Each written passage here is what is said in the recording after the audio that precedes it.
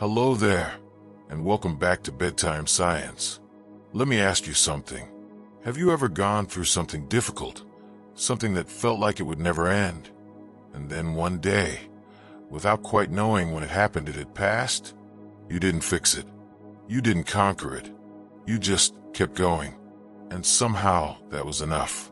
Or maybe you've had a night like this one, where your mind won't stop replaying something painful, a loss, a rejection, a chapter that closed before you were ready. And no matter how many times you tell yourself to stop thinking about it, the thoughts just keep circling, like they're looking for something, but you're not sure what. Have you ever been stuck, truly stuck, and had someone tell you to just think positive, and felt something tighten inside you? Not because they were wrong exactly, but because it felt like they were skipping over the part where you're allowed to feel bad first? Have you ever told yourself you should be over it by now? That other people have it worse? That you're being dramatic? And use someone else's pain to dismiss your own? As though suffering were a competition, and you hadn't earned the right to struggle. If any of this sounds familiar, you're not alone. These aren't signs of weakness. They're signs of being human. By the end of this episode, you'll understand why hard times feel so much worse at night, and why your brain makes problems bigger when you're tired. You'll know why your body sometimes goes numb during hard times, and why that's not a sign of breaking. It's a sign of protection. You'll learn why gratitude, real gratitude, the kind that actually changes your brain, has almost nothing to do with counting your blessings, and everything to do with a direction most people never think to try, one that can lower inflammation, quiet anxiety, and help you fall asleep on the hardest nights. You'll learn why the motivation you keep waiting for almost never shows up first, and what actually comes before it. You'll understand why some people seem to bounce back faster than you, and why that comparison is built on a lie. You'll discover why tiny, boring, embarrassingly small actions, like drinking a glass of water or making your bed, can hold a whole day together when nothing else can, and why your nervous system responds to them more than you'd ever expect. You'll learn what your brain is actually doing with your pain while you sleep, how it replays the hard moments, but softer, quieter, with less of the chemicals that made them sting, night after night, without you lifting a finger. You'll understand why rest isn't the opposite of progress, but often the most important part of it, and why the guilt you feel about resting is the very thing slowing your recovery down. You'll hear why the harsh voice in your head, the one that says you should be over this by now, isn't pushing you forward. It's draining the exact energy you need to heal. But before we begin, if you haven't already, consider subscribing. Every week, we explore something new together. Psychology, the mind, the body, emotions, and the quiet ways the universe works, so you can understand why hard times hit the way they do, and why they eventually pass, so you can stop judging yourself for struggling, and start trusting yourself for surviving, so you can hold space for the mess without drowning in it, all delivered slowly, gently, so you can fall asleep while becoming just a little bit kinder, a little bit steadier, a little more at home, inside your own difficult, beautiful life. Now, let's wander through the quiet science of how people heal together. The first one is about the direction of gratitude. Here's something that might surprise you. When scientists studied what happens in the brain during gratitude, they found something unexpected. The most powerful shift, the deepest change in motivation and emotional circuits, didn't come from listing things you're grateful for. It came from receiving gratitude, or from deeply, vividly imagining someone receiving sincere help. Not giving thanks, receiving it, letting it in. That's the part most people skip. We're told to count our blessings, to write gratitude journals, and those things aren't bad. But the brain responds most powerfully when gratitude moves toward you, when you allow yourself to feel genuinely helped. genuinely seen. So if gratitude has ever felt like a chore, like checking a box on a self-improvement list, it might be because you were doing it in the direction that matters less. The real medicine is in the receiving. The second one is about what that receiving does inside your brain. When researchers played people a heartfelt gratitude letter, read aloud, sincerely, directly to them, something lit up. Not the emotional, reactive parts of the brain, the prefrontal networks, the ones responsible for emotional regulation, decision-making, long-term planning, the parts of your mind that help you stay steady when everything else feels unsteady. Think about that for a moment. Hearing someone genuinely thank you doesn't just feel nice. It activates the exact neural architecture you need to get through hard times. The part of the brain that says, I can handle this. I can think clearly. I can make a good choice even when things are difficult. It's as if your brain hears real gratitude and responds by becoming more capable, more grounded, more ready. The third one is about fear and where gratitude takes you instead. A properly done gratitude practice, one based on real stories, real emotion, real narrative, has been shown to quiet the brain's fear and anxiety circuits. The parts that keep you scanning for threats. The parts that tighten your chest and shorten your breath and whisper that something is about to go wrong. Those circuits soften, and in their place, something else strengthens. Circuits tied to positive emotion, social connection, the motivation to pursue goals, the desire to move toward something instead of running from something. It's a shift in direction. Fear pulls you backward. Gratitude gently turns you around, not by ignoring the hard thing, but by reminding your nervous system that hard things exist alongside good ones, and that you are not only surviving, you are also held. The fourth one is about what stress does to your body and what gratitude does about it. In controlled studies, effective gratitude practices lowered markers of inflammation in the body. Specifically, things like TNF-alpha and IL-6, molecules associated with chronic stress. The kind of stress that doesn't come from one bad day, but from weeks and months of carrying something heavy. That kind of stress doesn't just live in your thoughts. It settles into your tissue, your joints, your immune system.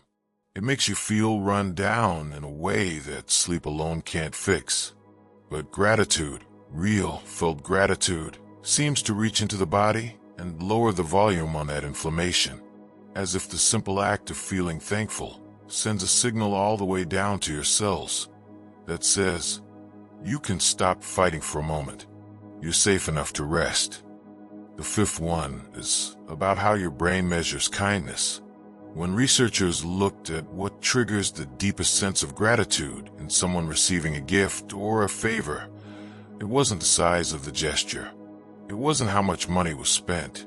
It wasn't how grand or impressive the help was. What mattered most was whether the giver acted with sincere intention, wholehearted intention. The brain can tell. Somehow, it knows the difference between someone going through the motions and someone who genuinely wanted to help. And when it detects that sincerity, the gratitude circuits light up. The social bonding networks activate. Something deep and ancient in you recognizes this person meant it. So if you've ever been moved to tears by something small, a handwritten note, a quiet favor, a moment where someone simply showed up, that wasn't you being overly emotional. That was your brain recognizing the real thing. The sixth one is about a memory you already carry. You don't have to wait for someone to thank you right now. You can go back. One of the most effective gratitude techniques is simply remembering, in detail, a time when someone truly helped you. Maybe during a hard moment. Maybe when you didn't ask for it. Maybe when you didn't think you deserved it. You close your eyes, and you don't just recall the event. You recall the story. Who was there? What they said. What their face looked like. What it felt like in your body when you realized Someone cared enough to show up.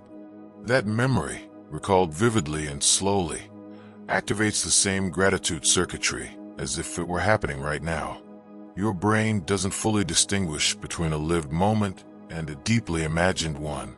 So the calm comes, the motivation rises, the focus settles in.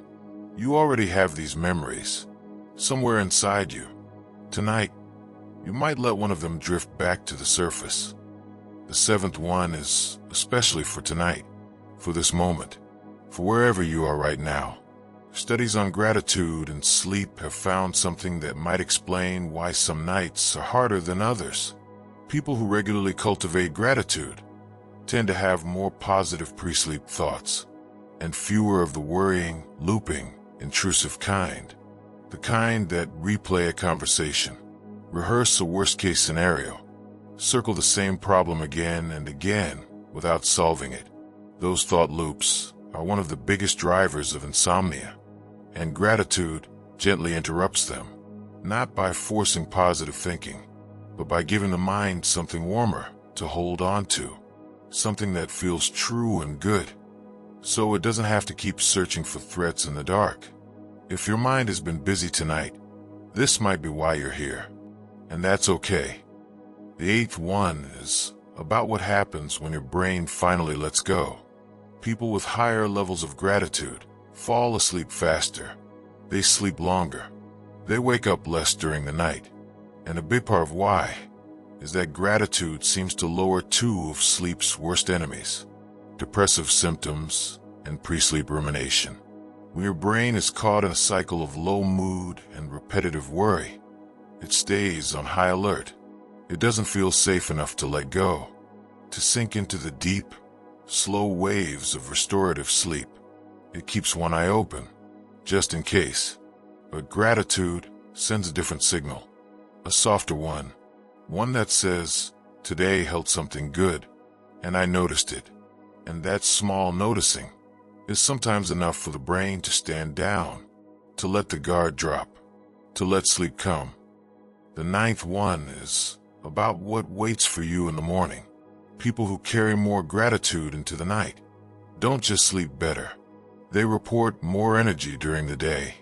Less of that heavy, foggy, hard to start the morning feeling that follows bad sleep and hard seasons of life. Think about what that means. A simple shift in what you hold in your mind before sleep can change how you feel the next day. Not by erasing a hard thing, not by pretending life is easier than it is, but by restoring, just a little, the vitality that stress has been quietly draining away. It's not a cure, but it's a small reclaiming, a way of saying, even in the middle of something difficult, I can still feel rested. I can still have a morning that doesn't start with dread. The 10th one is perhaps the most reassuring of all. You don't need a daily ritual. You don't need an hour of journaling. You don't need to overhaul your life. Even 1 to 3 short sessions a week, focused not on listing things, but on really feeling into a story of being helped, can create lasting changes. In anxiety, in motivation, in how your body handles stress, and how your brain processes the weight of hard times. 1 to 3 times a week, a few quiet minutes, a real memory, a real feeling. That's enough. That's the threshold. And you might have already crossed it tonight, just by being here, just by listening, just by letting something in.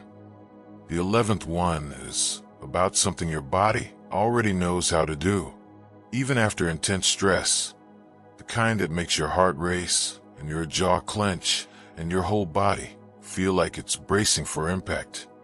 Your body has a way back. It's built in. There's this system called the parasympathetic nervous system. Think of it like automatic brakes, and its whole job is to slowly bring things back down. Heart rate, breathing, muscle tension, all of it, gradually, quietly, without you having to do anything. It doesn't happen fast. That's the frustrating part. Your body can spin up into stress in seconds, but the return trip takes longer. It needs time. It needs rest. It needs you to stop adding fuel. But it does happen. Every time. Your body has been doing this since you were born. Spinning up and coming back down. Spinning up and coming back down. It knows the way home. Even when you've forgotten that there's one. The 12th one is deceptively simple. Almost too simple. When you're feeling something difficult, something big and messy and hard to even describe, one of the most effective things you can do is just name it, out loud or in your head. One word. Sad, overwhelmed, tired, scared. That's it. You don't have to journal about it. You don't have to understand it. Just label it. And what researchers found is that this tiny act, putting a simple word on a complex feeling, engages parts of the brain involved in emotional regulation. The prefrontal cortex kind of steps in and goes, okay, I see what this is. And the raw intensity of the feeling drops, not dramatically, but noticeably. It's almost like the emotion is trying to get your attention. And once you acknowledge it, even with just one word, it doesn't have to be so loud anymore. I know it sounds too easy, but the brain is weird like that sometimes. The simplest things work in ways that the complicated things don't. The 13th one is about your breathing, and a trick hidden inside it. You probably already know that slow breathing helps with stress. That's not new. But here's the part most people don't know. It's not just about breathing slowly. It's about the ratio. When you breathe in, your heart rate actually speeds up a tiny bit. When you breathe out, it slows down. So if you make your exhale just a little longer than your inhale, you're essentially tipping the balance toward calm. You're spending more time in the slow down phase of each breath, and your body responds. Not because you told it to relax, but because the mechanics of the breath itself send a safety signal upward, from your lungs to your brainstem to your whole nervous system. You don't need to do anything dramatic. Just, when you breathe out, let it take a little longer, like you're breathing through a straw, or blowing gently on something warm. Try it now if you like. Nobody's watching. Just a longer exhale. And see what happens in your chest, in your shoulders. The 14th one is about what your brain does with hard days while you're asleep. Here's something kind of amazing. When you fall asleep tonight, your brain is going to take the difficult things you experienced today, the stressful moments, the emotional weight, the stuff that felt like too much, and it's going to replay them, but not the way you'd expect. Not like a horror movie on repeat, more like a quieter version, with less of the stress chemicals attached. During certain sleep stages, your brain processes emotional memories with lower levels of adrenaline and cortisol. It's essentially going through the hard stuff again, but in a safer container. And over time, night after night, this process takes the sharp edges off. It's why something that devastated you 6 months ago might now feel like a dull ache instead.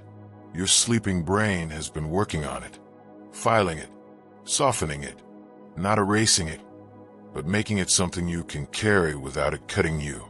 So tonight isn't just rest. It's your brain doing maintenance on the hard things.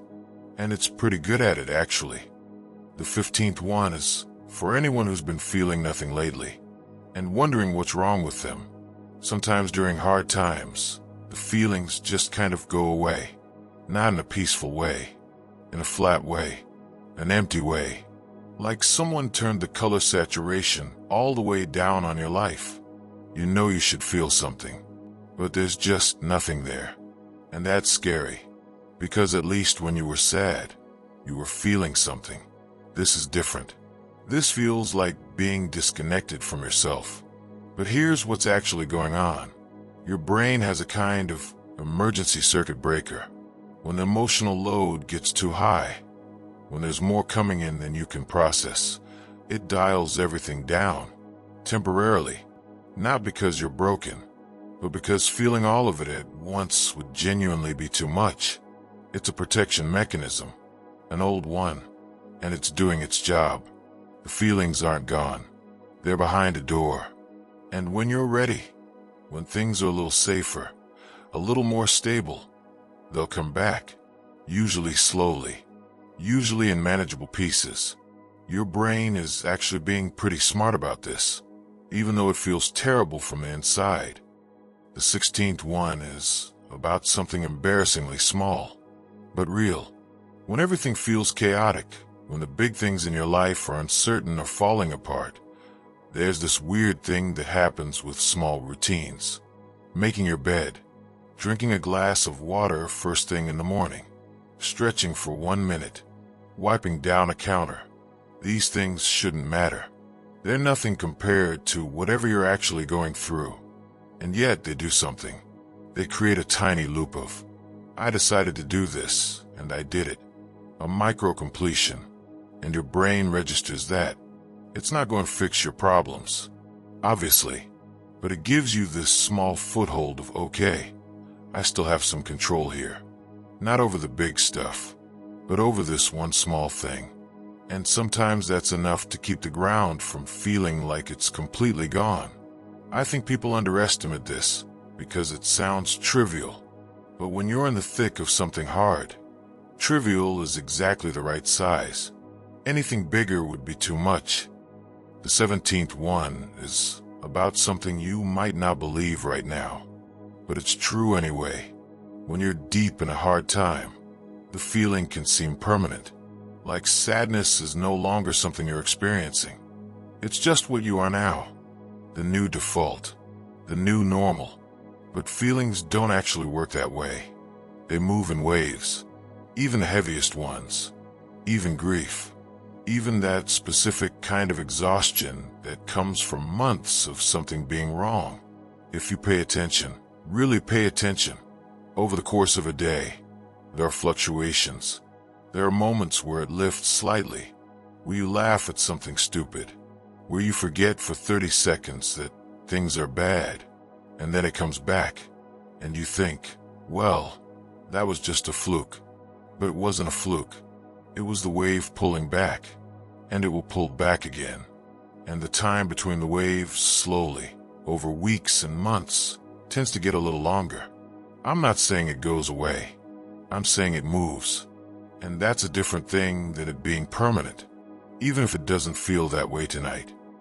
The 18th one is about motivation, and why waiting for it might be the wrong strategy. There's this idea that most of us carry around, that you're supposed to feel motivated first, and then act. That the energy arrives, the inspiration strikes, and then you get up and do the thing. And in normal life, that sometimes works. But during hard times, it almost never does. The motivation just doesn't show up. And so you wait, and the waiting turns into guilt, and the guilt makes you more tired, and the whole thing feeds on itself. Here's what actually tends to work, and it's annoying because it sounds too simple. You just do something. Something absurdly small. Stand up, walk to the window, wash one dish. Not because you feel like it. You won't feel like it. But because the doing itself generates a tiny bit of momentum.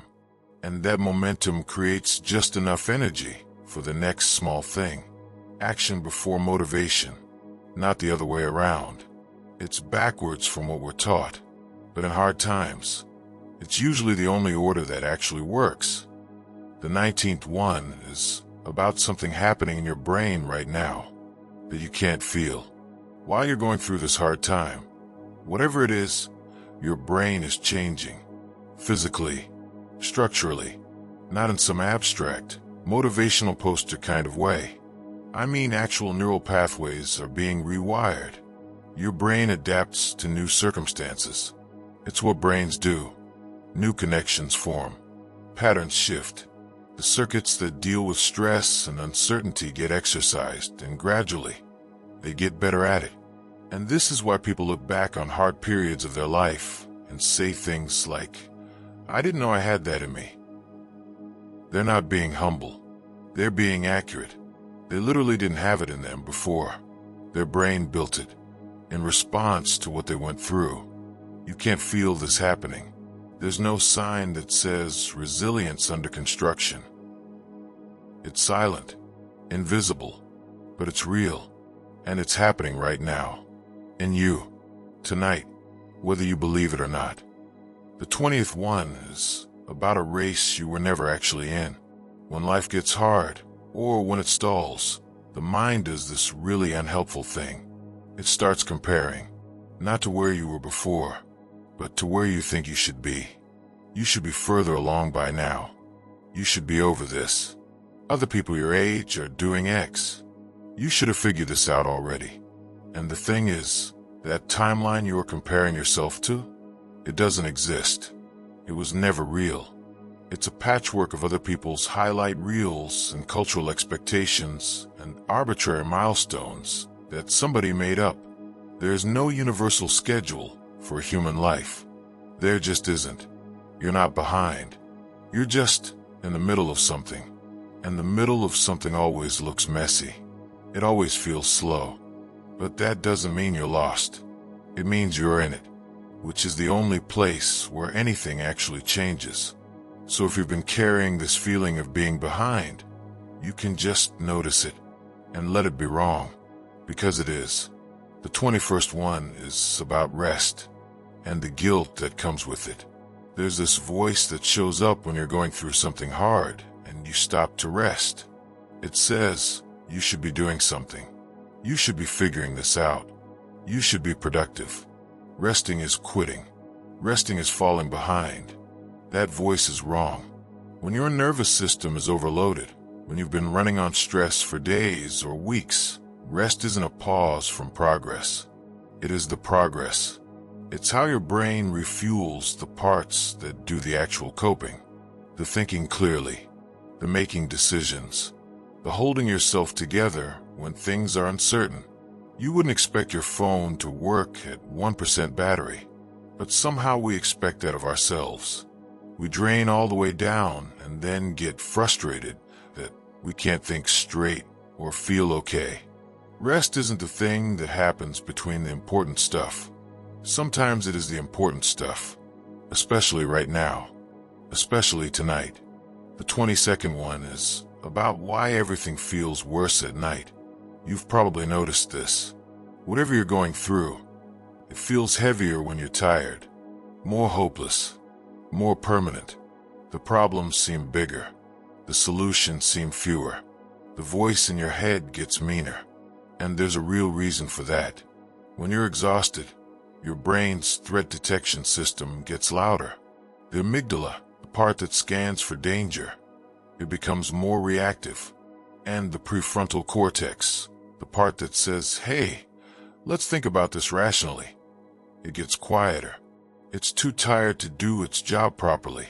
So you're left with a brain that's amplifying danger and muting reason. No wonder nights feel worse.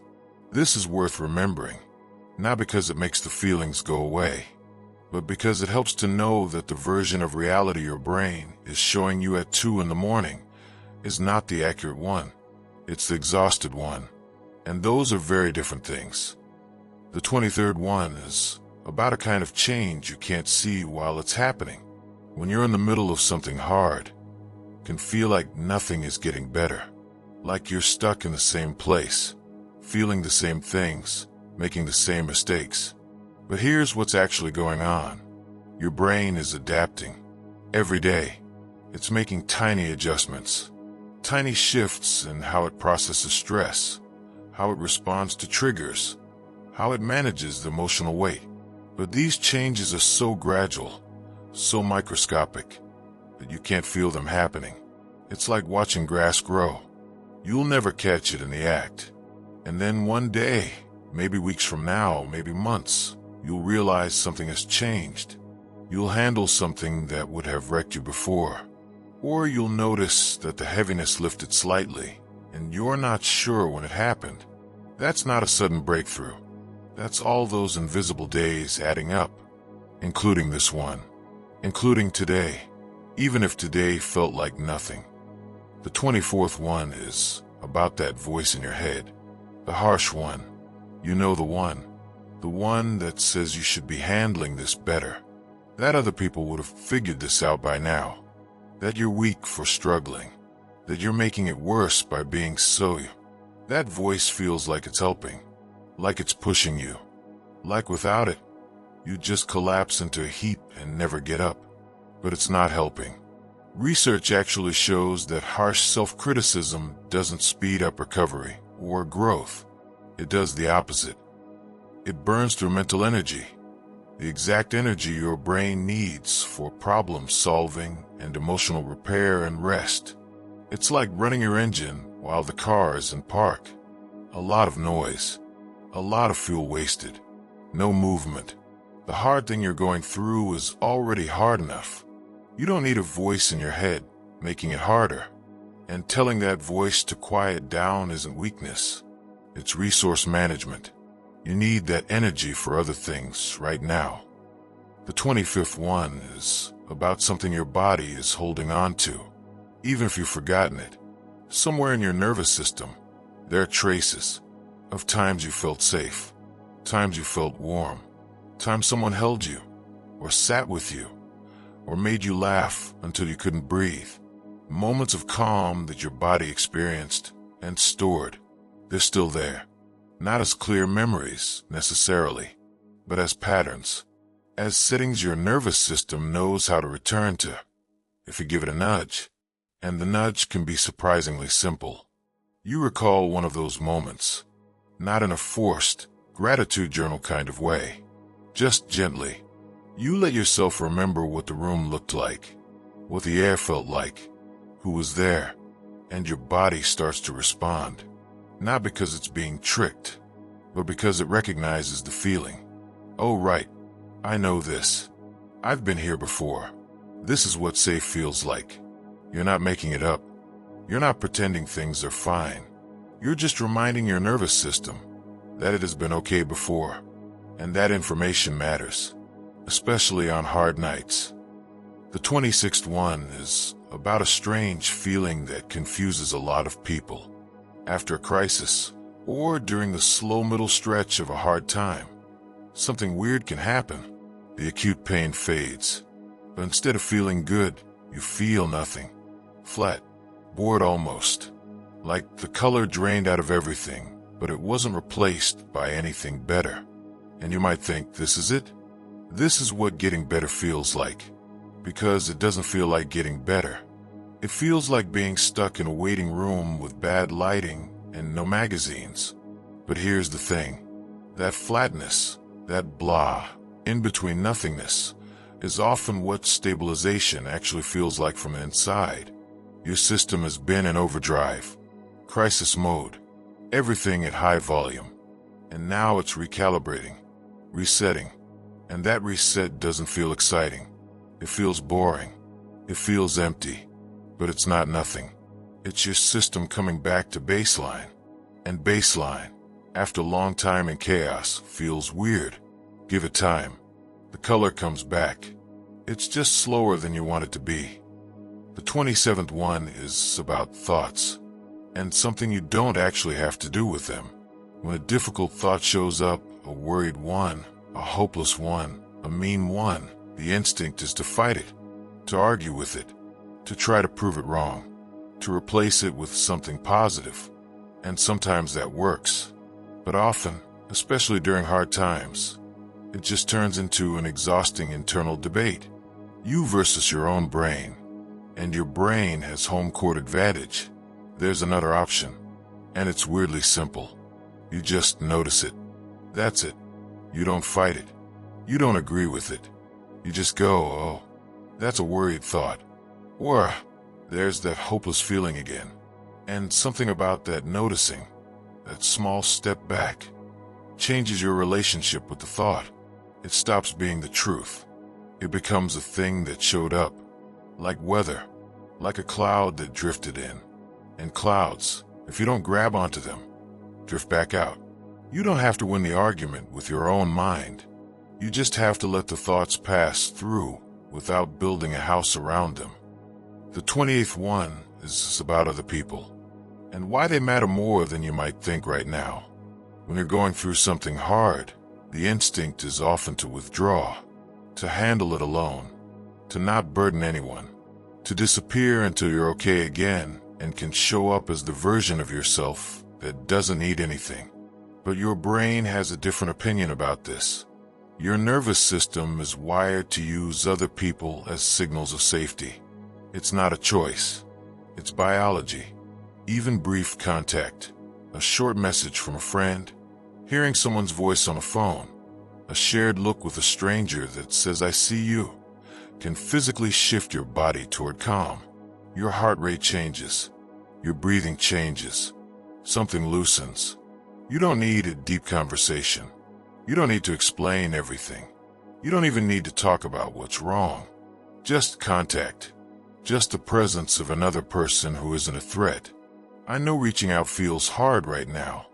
Maybe impossible. But even listening to a voice, even this voice, is connection. And your nervous system is responding to it, whether you realize it or not. The 29th one is about something that might be confusing you right now. You're exhausted. You're done. You don't want to keep doing this. And also, somewhere underneath all of that, there's a small, stubborn part of you that wants to keep going. That isn't ready to give up. That's still quietly reaching for something. And those two things feel like they shouldn't be able to exist at the same time. You think you have to pick one. Either I'm falling apart or I'm okay. Either I've given up or I'm fighting. It can't be both. But it can. It almost always is. Feeling two contradictory things at once isn't confusion. It isn't hypocrisy. It's what it actually feels like to be a human going through something real. Your emotional world is not a light switch. It's not on or off. It's more like weather. Multiple systems moving through at the same time. Rain and sun. Exhaustion and hope. Done and not done. If you're feeling pulled in two directions right now, that's not a problem to solve. That's just what complexity feels like. And it means there's more going on inside you than the hard thing. Even if the hard thing is the loudest part. The 30th one is about what strength actually looks like.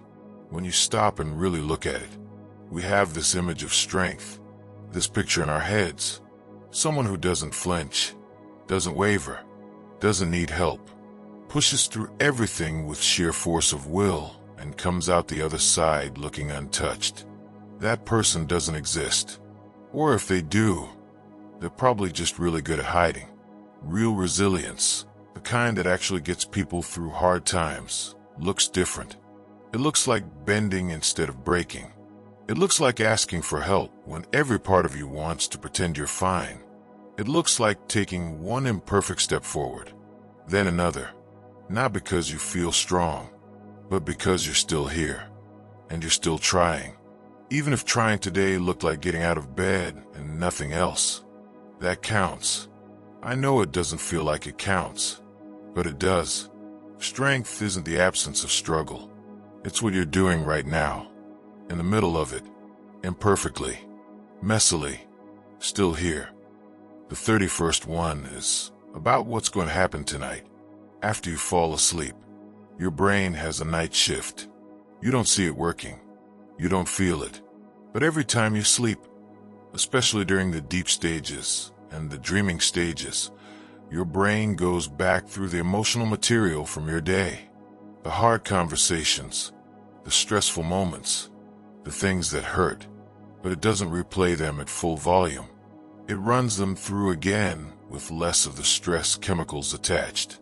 Less adrenaline, less cortisol, like it's taking the same memory and photocopying it in softer ink. And over time, night after night, this is how sharp things become dull things. How overwhelming things become manageable things. How something that gutted you in March becomes something you can talk about calmly in October. You don't have to do anything for this to work. You just have to sleep. That's the only requirement. And you're already doing it. So tonight, let your brain do what it's been doing every night of your life. Taking the hard stuff and quietly making it lighter. The 32nd one is permission. If you need it. When life gets heavy, really heavy, your capacity shrinks. That's not a metaphor. It's physiology. Your brain is allocating more resources to managing stress and emotion, which means there's less left over for everything else. Less focus, less patience, less bandwidth for the things that used to feel easy. And so you do less. And then you feel guilty about doing less. And the guilt takes up even more energy. And now you're doing less and feeling worse about it, which is a terrible cycle. So here's the thing no one says enough.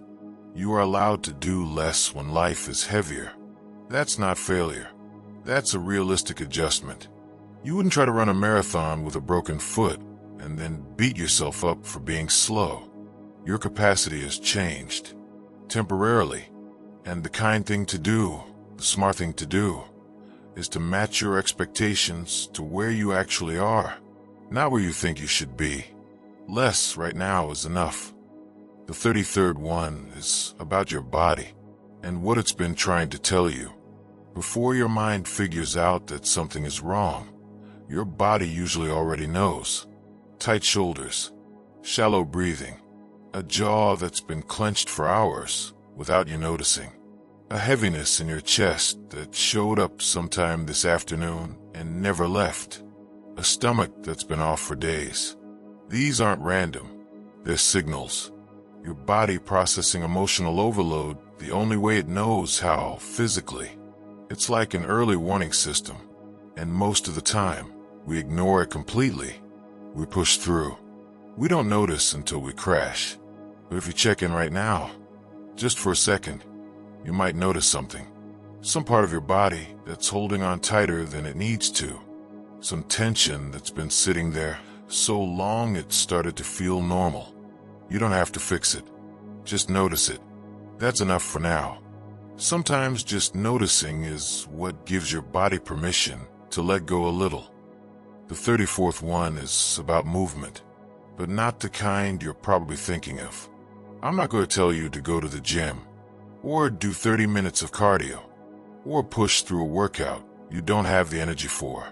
That's not what this is about. This is about something much smaller. A slow walk around your room, rolling your shoulders a few times, stretching your arms above your head for 5 seconds, shaking your hands out like you're flicking water off them. That's it. That's enough. Because when you're carrying emotional weight, it shows up in your body as physical tension. Worry tightens things. Grief tightens things. Stress stores itself in your muscles like it's paying rent. And sometimes the gentlest movement, not intense, not athletic, just movement, loosens some of that tension. Not all of it. Just some. Just enough to make the emotional stuff a little easier to carry. You don't need to exercise your way out of a hard time, but you might let your body shift positions. Unclench. Stretch. Remind itself that it's allowed to move. Even now. Even tonight. The 35th one is about forgetting, and why it's not your fault. Here's something frustrating about hard times. You know what helps. Somewhere in your brain you know. Drink water. Go outside. Call someone. Breathe. Move. Do that thing that worked last time. But when you're actually in it, when the stress is high and the overwhelm is real, you forget. All of it. It's like someone wiped the whiteboard. The things that would help become invisible exactly when you need them most. And there's a reason for that. When your brain is in survival mode, the thinking parts, the planning parts, the let me remember my coping strategies parts, they go quieter. Resources get redirected to the alarm system, to the fight or flight machinery. Your brain is too busy scanning for danger to remind you to drink a glass of water. So this isn't you being bad at coping. This is your brain doing exactly what it's designed to do under pressure, which unfortunately includes forgetting the helpful stuff. That's why simple reminders matter. A note on your mirror, a text from a friend, a list on your phone that says water, outside, breathe. Not because you're incapable, but because overwhelmed brains need the cheat sheet. The 36th one is for anyone who can't see the future right now. Sometimes during hard times, the future just goes dark. Not in a dramatic way. It just disappears. You can't picture next month. You can't imagine things being different. Hope feels like a word that belongs to other people. People whose lives aren't currently falling apart. And everyone keeps saying things like, it'll get better. Just hang in there. Think about the future. But you can't think about the future. That's the whole problem. So here's what actually helps. Forget the future. Seriously. Just for now. You don't need to believe in it. You don't need to see the light at the end of the tunnel. You just need to get through this moment. This one. This breath. This next small thing. Can you get through the next 5 minutes? That's the only question that matters. Not next week. Not next year.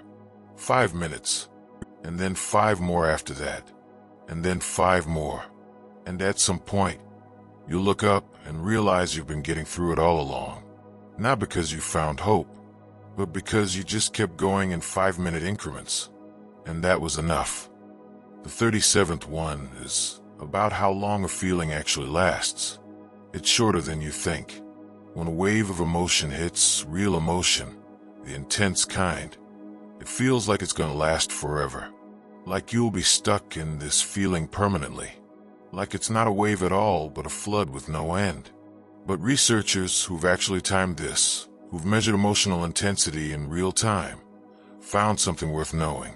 Most emotional waves, even very intense ones, peak and begin to subside within a matter of minutes. Not hours, not days, minutes. That doesn't mean the overall hard time is short. It isn't. But each individual wave, each surge of grief or panic or sadness, has a shape. It rises, it peaks, it falls, usually faster than you'd expect. And if you can stay with it, stay with your breathing, stay in your body. Don't fight it. Don't flee from it.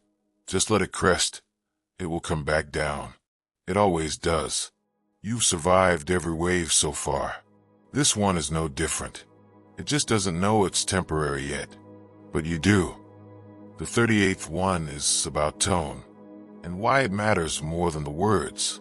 You could say the most helpful, rational, perfectly worded thing to yourself right now. But if you say it in a sharp, impatient, frustrated tone, your body won't listen. It'll actually tense up more.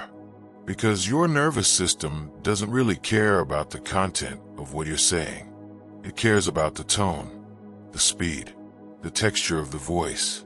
A soft, slow, kind tone, whether from someone else or from your own inner voice, sends a signal of safety to your body.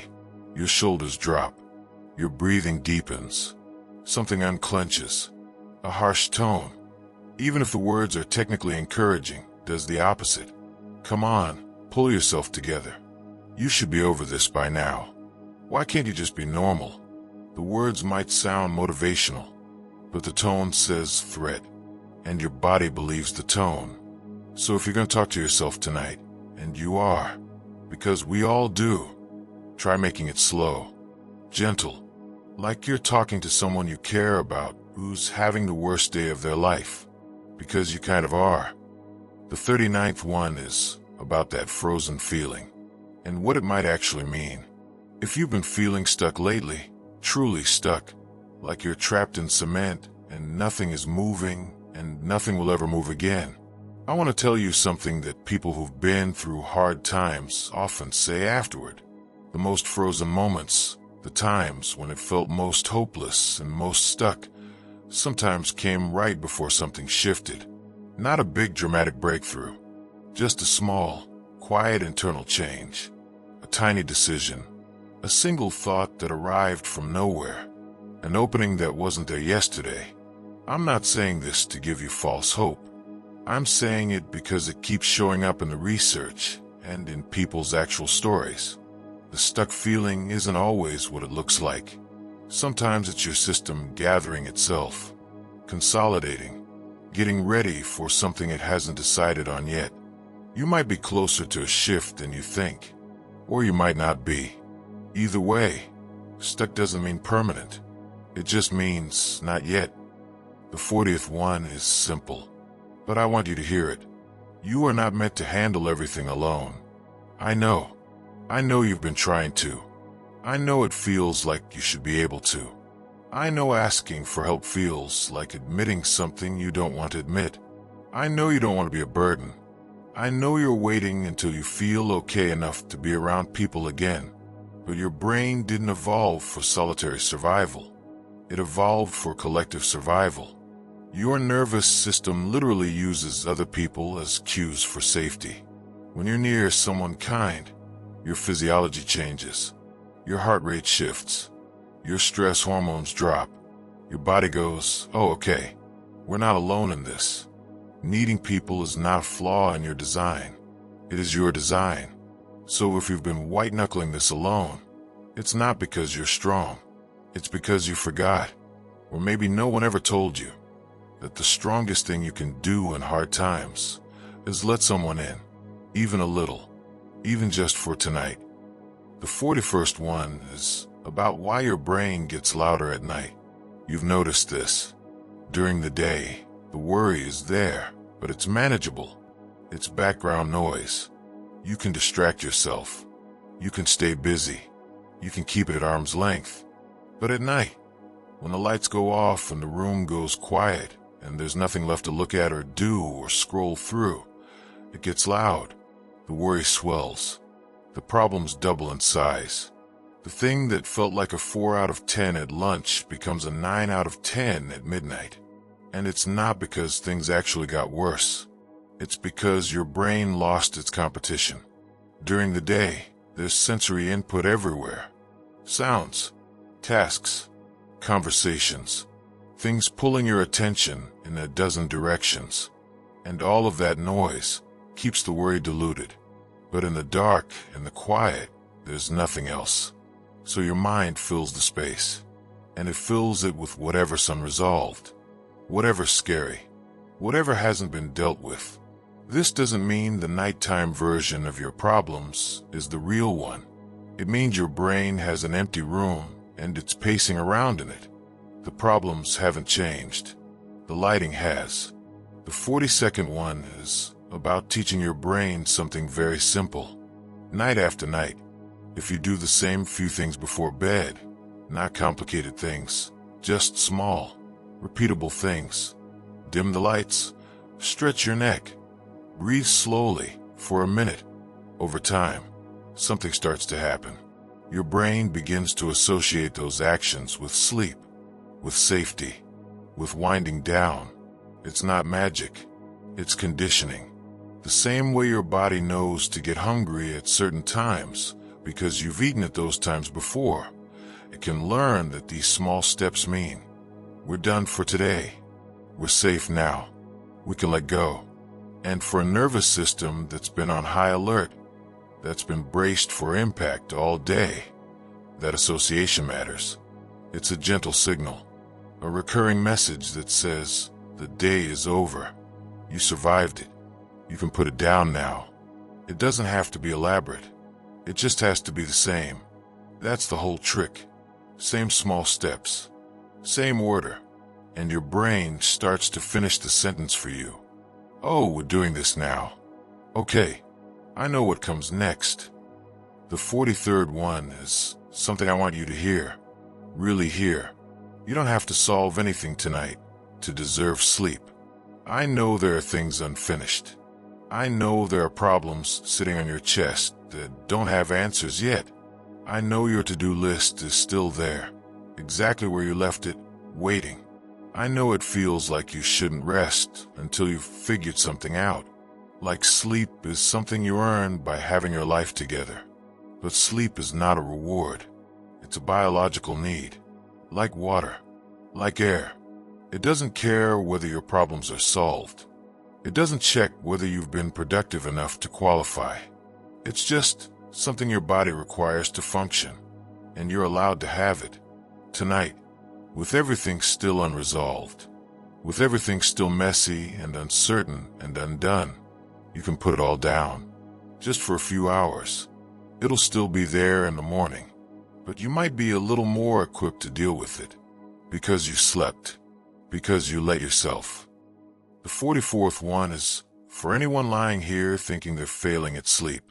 If you've been lying here for a while and sleep hasn't come, and you're starting to get frustrated with yourself, I want to tell you something that might take some pressure off.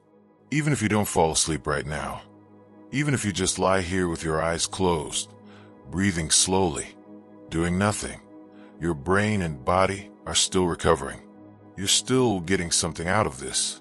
Studies show that quiet rest, even without actual sleep, allows parts of your system to repair. Your muscles relax. Your heart rate slows. Your brain shifts into a calmer mode. It's not the same as deep sleep, but it's not nothing either. It's a lot more than nothing. So you can stop performing sleep. Stop trying to force it. Stop checking the clock and calculating how many hours you have left. Just be here. Lie still. Breathe. Let whatever happens happen. And if sleep comes, good. And if it doesn't come for a while, that's okay too. You're still resting. Your body knows the difference between this and running around all day, even if your mind doesn't give you credit for it. The 45th one is about why you're so tired, even if you didn't do anything. You might have had a day where you didn't accomplish much, didn't go anywhere, didn't exercise, didn't cross things off a list, and yet you're completely exhausted, and you can't figure out why, because it feels like you shouldn't be this tired if you didn't really do anything. But you did do something. You spent the day carrying emotional weight, making decisions under uncertainty, managing worry, holding yourself together in a situation that is genuinely difficult. And all of that, every bit of it, burns energy. Real, measurable biological energy. Your brain uses about 20% of your body's fuel on a normal day. On a hard day, a day full of stress and emotional processing and constant low-level dread, it uses more, a lot more. And it doesn't show up as sweat or sore muscles. It shows up as this bone-deep tiredness that doesn't seem to match what you did, but it does match what you carried. And you carried a lot today, whether it was visible or not. So the exhaustion is real. You're not being dramatic. You're just running a very expensive program in the background, and it's draining the battery faster than usual. The 46th one is about rhythm, and why it matters more right now than usual. When your life feels chaotic, when the big things are unpredictable and uncertain, your nervous system craves something steady. Not exciting, not new, steady. Going to bed around the same time, waking up around the same time, eating meals at roughly the same hours, having one or two small habits that happen in the same order each day. It sounds boring. It is boring. That's the point. Because for a stressed nervous system, boring is soothing. Predictability is safety. Each repeated rhythm is like a small heartbeat that says some things are still the same. Not everything is falling apart. There's still a structure here, even a flimsy one. You don't need to overhaul your entire routine. You just need a few anchor points. A few things that happen at roughly the same time, in roughly the same way most days. That's enough to give your system something to hold on to while everything else is shifting. Think of it like a metronome. Not loud, not fast, just steady. Tick, tick, tick. Something your body can set its clock to, even when nothing else makes sense. The 47th one is about those unwelcome visitors at bedtime. You're lying there. You're starting to relax. And then it shows up. The conversation you had 3 days ago. The thing someone said. The thing you wish you'd said back. A memory you didn't ask for. A moment that still stings. And suddenly you're not relaxing anymore. You're replaying, analyzing, reliving something that's already over, and you can't seem to stop. This is incredibly common, especially during hard times. And it's not a personal failing. It's just what brains do when they're trying to process things that haven't been fully digested yet. Bedtime is when the cue comes forward. All the stuff you managed to push aside during the day. It lines up at the door the moment things get quiet. It helps to know that this is a pattern, not a punishment. Your brain isn't torturing you. It's trying to work through something. Clumsily, annoyingly, but that's what's happening. You don't have to engage with it. You can just notice it. Oh, this again. That memory. That conversation. I know this one. And then gently, let it be there without climbing inside it. Let it play in the background like a television in another room. You can hear it, but you don't have to watch. The 48th one is about a place that doesn't have to be real. Try something with me. Just for a moment. Picture a place. It doesn't have to be somewhere you've been. It just has to feel safe. Quiet. Calm. Maybe it's a beach at dusk. Warm air. Slow waves.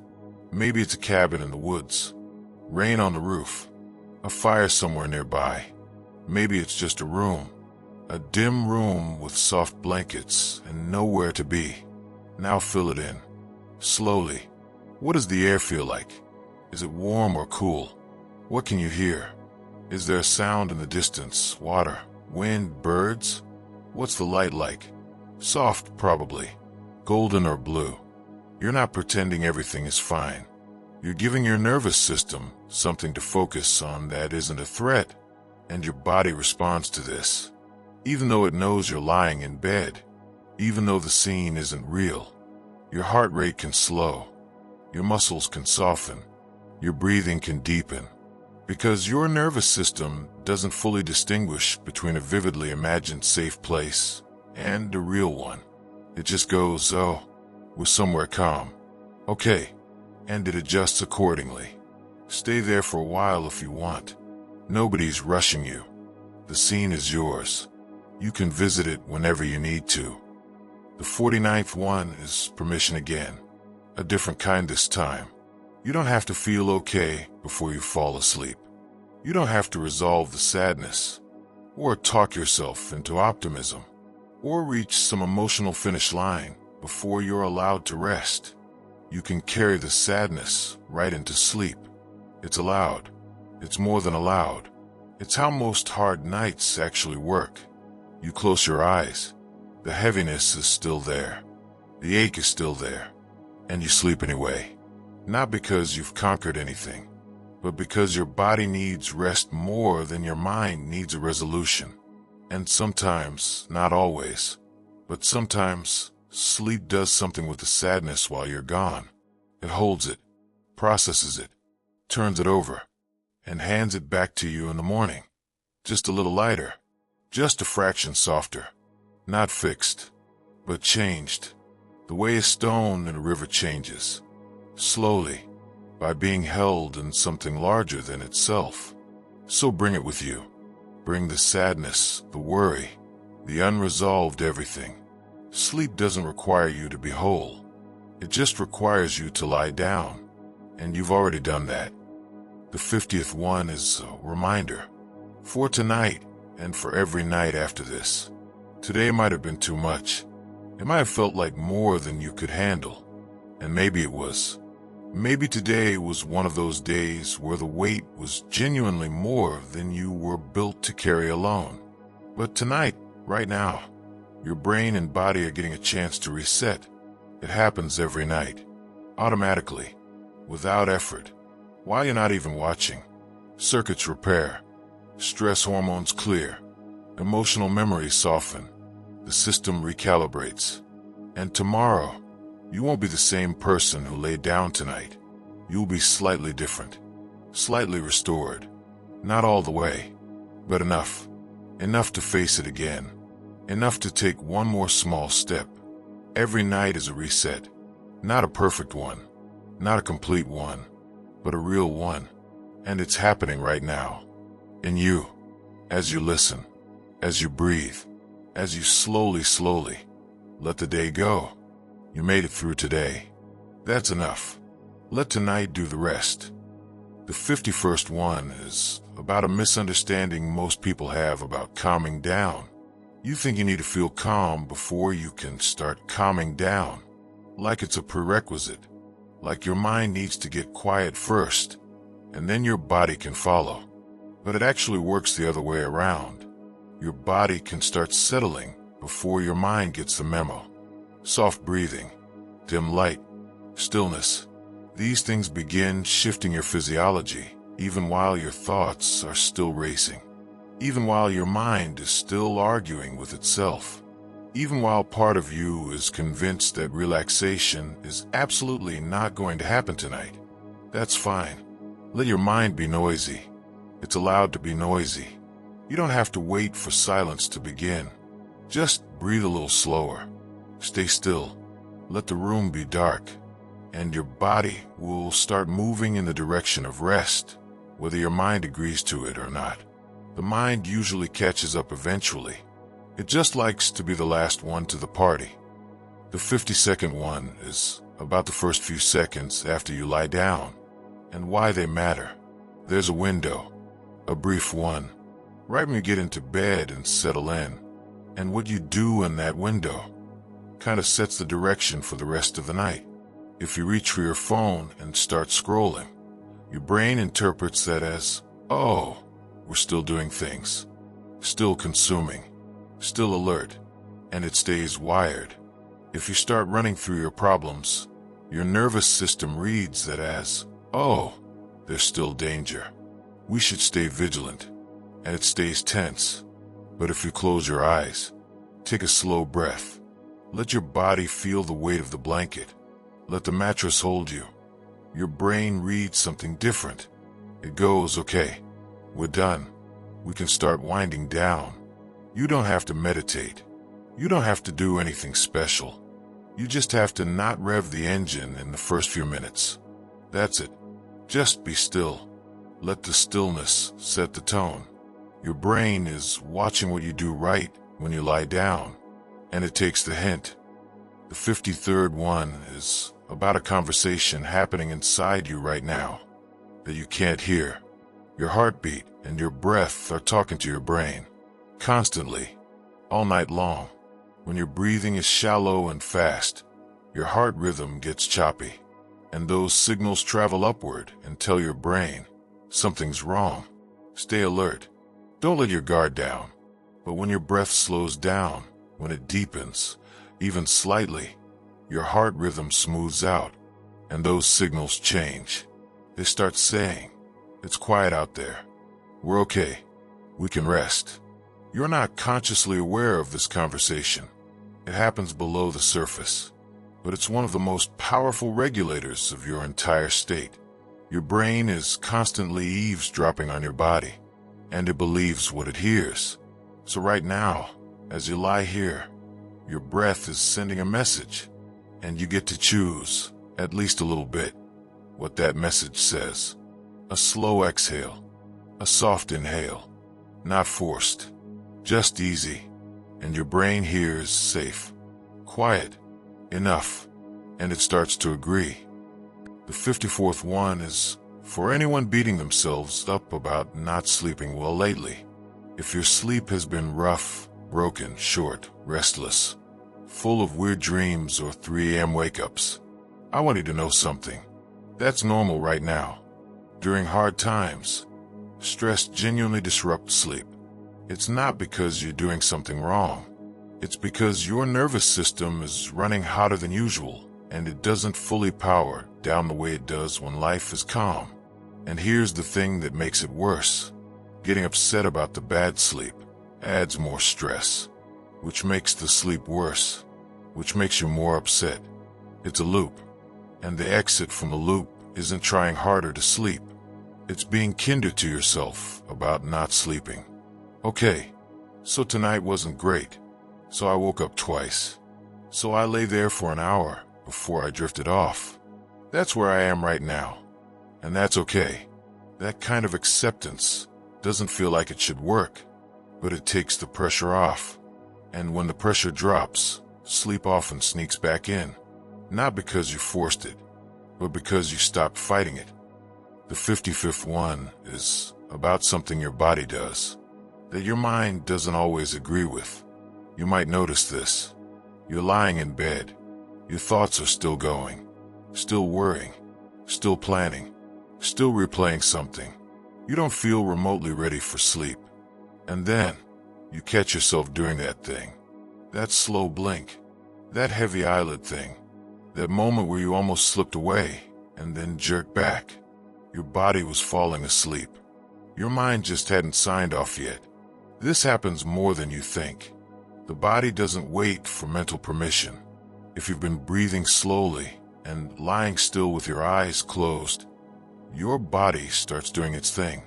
It reads the physical signals and goes, good enough for me. And it begins the descent. Your mind will keep chattering. That's fine. Let it. You don't need your mind to be quiet for sleep to happen.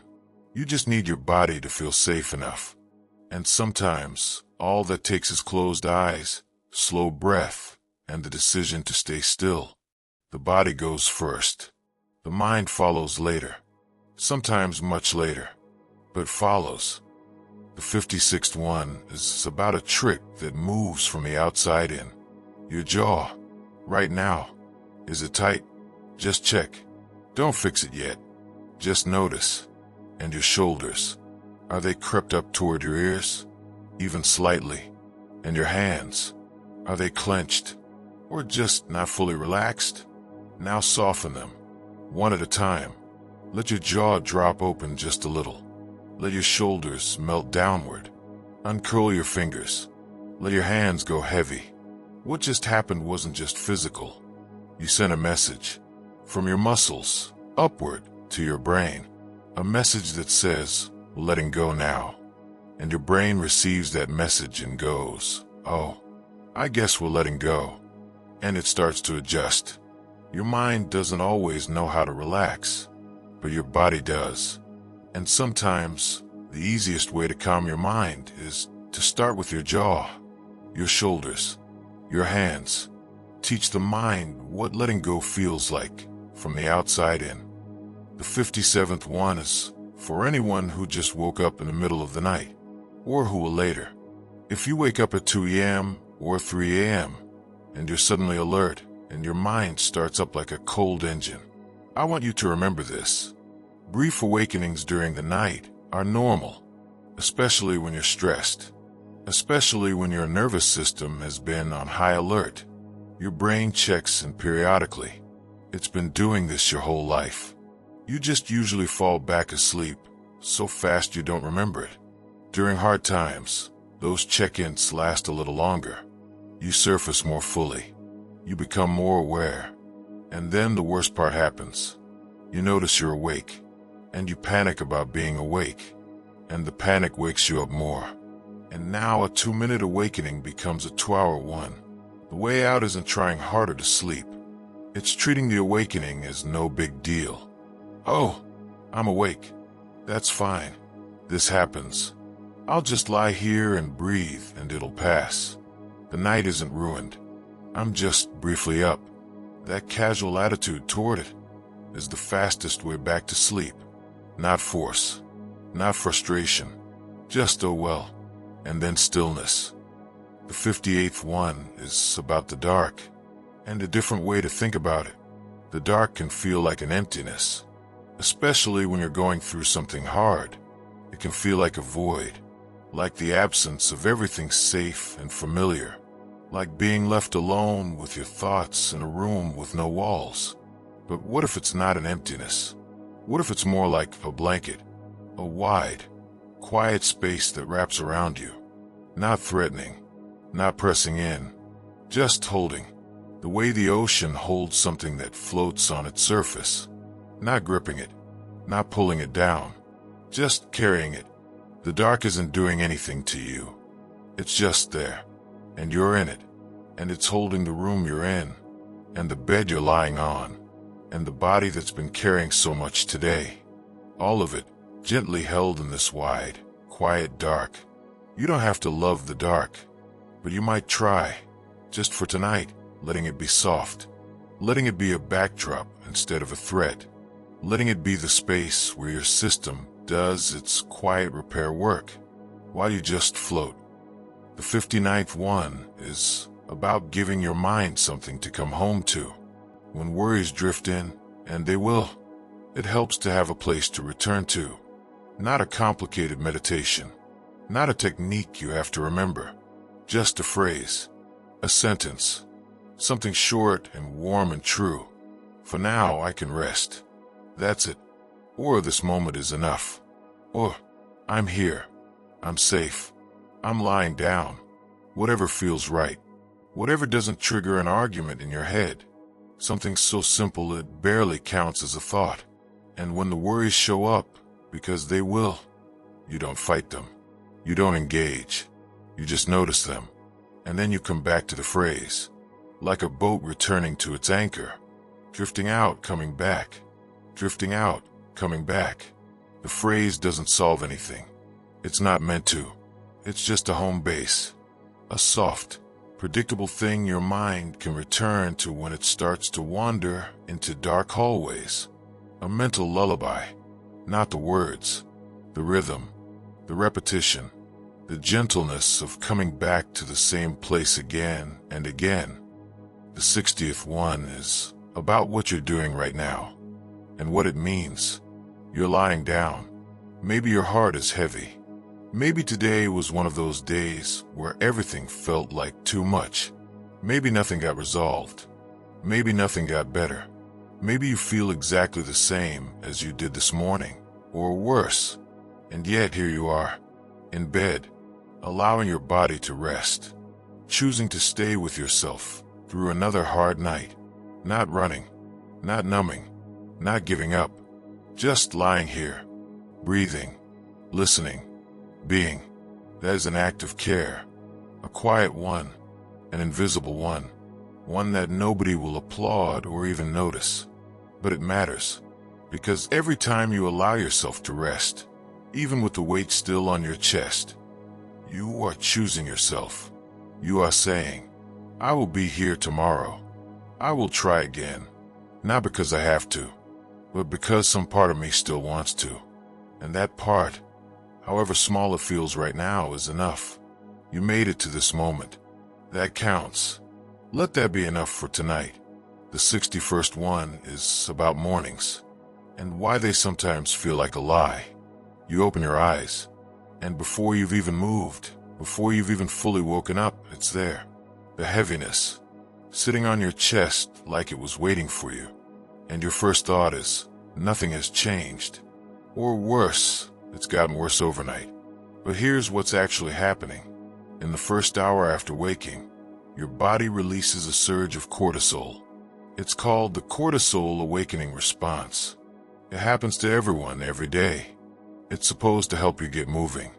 But when you're already stressed, when your baseline is already elevated, that morning surge can make everything feel disproportionately heavy. Nothing new went wrong overnight. Your brain is just running the morning startup sequence with too much fuel. The problems feel bigger at 7 a.m. than they will at noon. Not because they grew, but because your chemistry is temporarily amplifying them. This doesn't make the feeling less real. It just means the morning version of your life is the exaggerated version. Give it an hour. Give it some water and some movement and some light. The volume will come down. It always does. The 60-second one is about something you might do tomorrow. That deserves more credit than you'll give it. If tomorrow is a hard day, and it might be, there will be a moment. Early, before coffee, before anything, where you're lying in bed and every part of you wants to stay there. Not out of laziness, out of self-preservation, because getting up means facing it again, whatever it is. And if you sit up anyway, if you put your feet on the floor, if you stand, even slowly, even reluctantly, even while hating every second of it, that is not the bare minimum. That is strength. I know it doesn't look like strength. I know nobody's going to give you an award for getting vertical. I know it feels like the most pathetic accomplishment in the world compared to what other people seem to be doing. But those other people might not be carrying what you're carrying. And getting out of bed under this kind of weight is a real thing. A hard thing. A brave thing. Even if it doesn't feel brave. Even if it just feels like Tuesday. The 63rd one is about rebooting, very gently. When you've been stuck in that morning fog, that heavy, sluggish, everything is too much feeling, sometimes the smallest sensory interruption can nudge you out of it.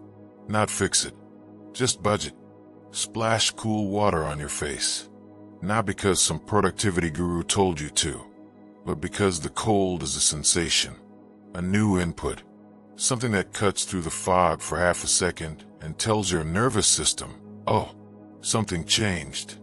Or open a window. Let the air hit your skin. Let the sound of outside come in. Or take 3 breaths that are slightly deeper than normal. Not dramatic, just a little more intentional than the shallow autopilot ones. These things aren't solving your problems. They're just gently restarting your senses, like tapping the side of a screen that's frozen. You're not rebooting your whole life. You're just reminding your body that a new moment has started, a new chapter of the day, different from the last one, even if only slightly. The 64th one is about a lie we tell ourselves every morning, that today should feel even. We have this expectation that we should wake up at a certain energy level and maintain it all day. Steady, consistent, productive from morning to night. And when that doesn't happen, when we crash at 2 p.m., or can barely function after lunch, or feel inexplicably heavy by 4 o'clock, we think something is wrong with us. But nothing is wrong. Energy doesn't work that way. It never has. It rises and falls throughout the day in natural cycles, roughly 90-minute waves called ultradian rhythms. Even on a good day, you're supposed to have peaks and dips. And during hard times, those dips get deeper. The peaks get lower. The whole wave gets compressed. And that's okay. That's your system doing its best with limited resources. So if you have a burst of energy in the morning and then hit a wall by noon, that's not failure. That's rhythm. If you feel okay for an hour and then suddenly heavy again, that's not regression. That's a wave. You're allowed to have ups and downs within a single day. In fact, you cannot have them. So you might as well stop punishing yourself for something your body was always going to do. The 65th one is about one small thing that holds more than you'd expect. When everything feels like it's coming apart, there's a strange kind of power in having one thing that stays the same.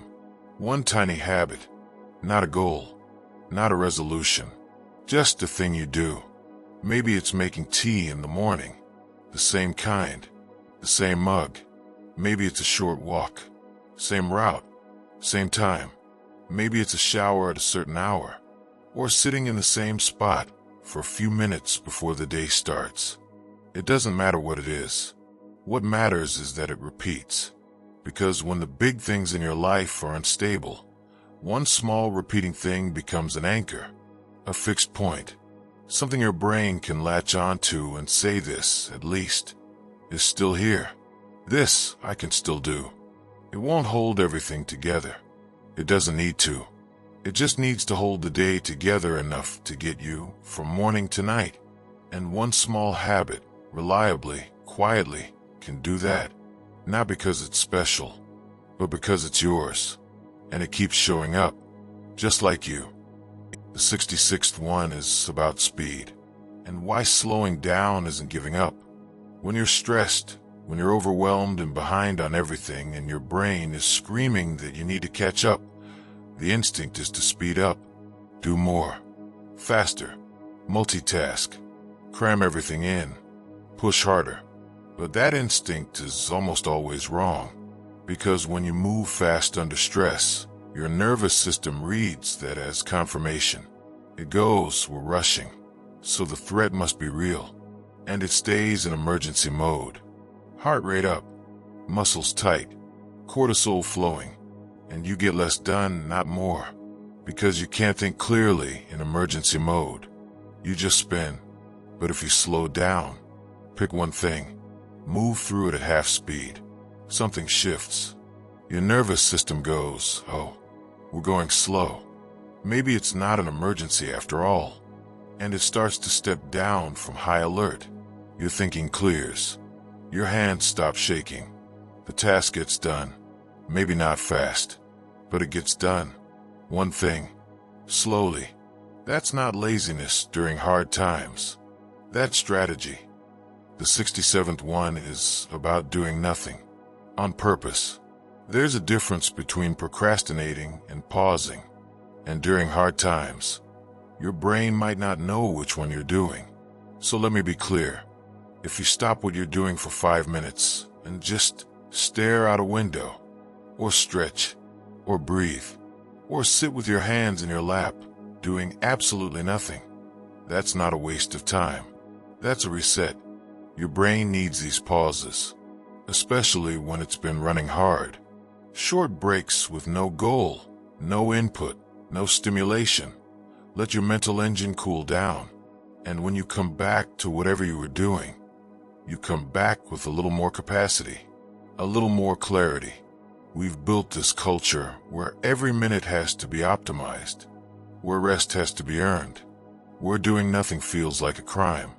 But your brain doesn't work that way. It works in cycles, effort and recovery, push and pause. The pause isn't the opposite of getting things done. It's part of how things get done.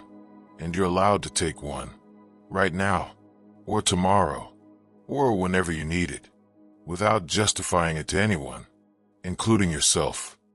The 68th one is about shrinking the day down to a size you can actually hold. On some days, the normal goals are too big, not because you're weak, but because the day is hard, and what you could do last week, or last month, or before all of this started, just isn't available to you right now. And you have two options. You can keep the goals the same size and fail at them all day, which will make you feel worse, or you can shrink them, consciously, kindly, down to something that actually matches where you are today. Instead of cleaning the whole kitchen, wash one dish. Instead of answering all the emails, answer one. Instead of going for a run, walk to the end of the street. Instead of being productive, just be present for 1 hour. And when you do that small thing, let yourself feel it. Let it register as done, as complete, as enough, because it is enough. You adjust to the target to match the day, and you hit it. That's not lowering your standards. That's being honest about your capacity. And honesty, during hard times, is one of the kindest things you can offer yourself. The 69th one is something the world keeps getting wrong, and you might be getting wrong too. Your worth is not measured by your output. I know. Everything around you says otherwise. Every system you've been raised in has connected your value to what you produce. How much you do, how efficiently you do it, how much you contribute. And when you can't contribute, when you're too tired or too sad or too overwhelmed to be useful, that voice shows up, the one that says you're falling behind, that you're not enough, that you're taking up space without earning it. That voice is wrong, deeply, fundamentally wrong. You are not a machine with a productivity score. You are a person going through something hard. And being here, breathing, enduring, waking up each morning even when you don't want to, that is significant. Not because of what it produces, but because of what it means. It means you're still in this, still choosing to exist, still showing up to a life that isn't easy right now. That is enough. On the worst day, on the least productive day, on the day where you did absolutely nothing measurable, you are still enough. The 70th one is about something so small you might not notice it building. Every glass of water you drank today, every time you paused to breathe, every moment you stepped outside, even for 30 seconds, every time you chose something gentle instead of something punishing, every time you rested when your body asked you to, each one of those was a deposit, tiny, almost invisible, into something you can't see yet. You're not going to feel it today, probably not tomorrow either. But over weeks, over months, these tiny choices toward care accumulate. They build something, not dramatically, not with fanfare, but structurally, like sediment becoming rock, like drops becoming a river. The future version of you, the one who looks back on this period and says, I don't know how I got through that. They got through it because of moments like this one. Small, uncelebrated, seemingly meaningless moments of choosing to take care of yourself when everything felt pointless. It's not pointless. It's just slow. And slow things are easy to dismiss. But they're the ones that last. So keep going. Keep drinking the water. Keep breathing. Keep making the small choices. They're adding up, even if the math is invisible. The 71st one is about a kind of courage that doesn't look like courage at all. Maybe tomorrow, you won't do anything impressive. You won't hit a goal. You won't cross something off a list. You won't have a breakthrough or a good cry or a moment of clarity. Maybe tomorrow will just be a day, a hard one, where you wake up, make it to the couch, stare at the wall for a while, eat something you didn't taste, and go back to bed. And you might think, that doesn't count. That's not showing up. That's barely existing. But it does count. Because showing up doesn't always mean performing. Sometimes it means you stayed conscious through a day that gave you every reason to check out. You didn't disappear. You didn't spiral completely. You were here, awake, breathing, aware of how hard it was, and like that day last week, or last month, the one where you sat in your car for 10 minutes before going inside, not because you had somewhere to be, but because you needed 10 minutes where nobody needed anything from you. And then you went anyway. That was courage. You just didn't label it that way. The 72nd one is about that thing you keep waiting for before you start. You're waiting to feel motivated, to feel ready, to feel some spark of energy that tells you, okay, now I can begin. And you've been waiting for a while, maybe days, maybe weeks, and it hasn't come. And you're starting to think it never will. But here's the thing nobody tells you. Motivation is almost never the thing that starts the engine. It's the thing that shows up after the engine is already running. You know that feeling when you've been dreading doing the dishes for 3 hours. They're sitting there. You hate them. You don't want to move. And then finally, for no real reason, you just get up and do them. And halfway through you think, this isn't that bad. I might wipe down the counter too actually. That wasn't motivation arriving first. That was action creating motivation. The doing came before the wanting to do. And that's how it almost always works, especially during hard times. You don't wait for the spark. You move, and the spark catches up. The 73rd one is about speed. Your speed, not anyone else's. Maybe you've noticed that other people seem to bounce back from things faster. They go through something hard, and within weeks they're posting about growth and gratitude and new chapters. And you're over here, still stuck in the same paragraph, still processing the same thing, still not okay. And you start to wonder, what's wrong with me? Why am I so slow at this? Nothing is wrong with you. Your nervous system is moving at the speed it can safely move, not the speed you want. Not the speed Instagram suggests. The speed that your particular body, with your particular history, with your particular load, can handle right now.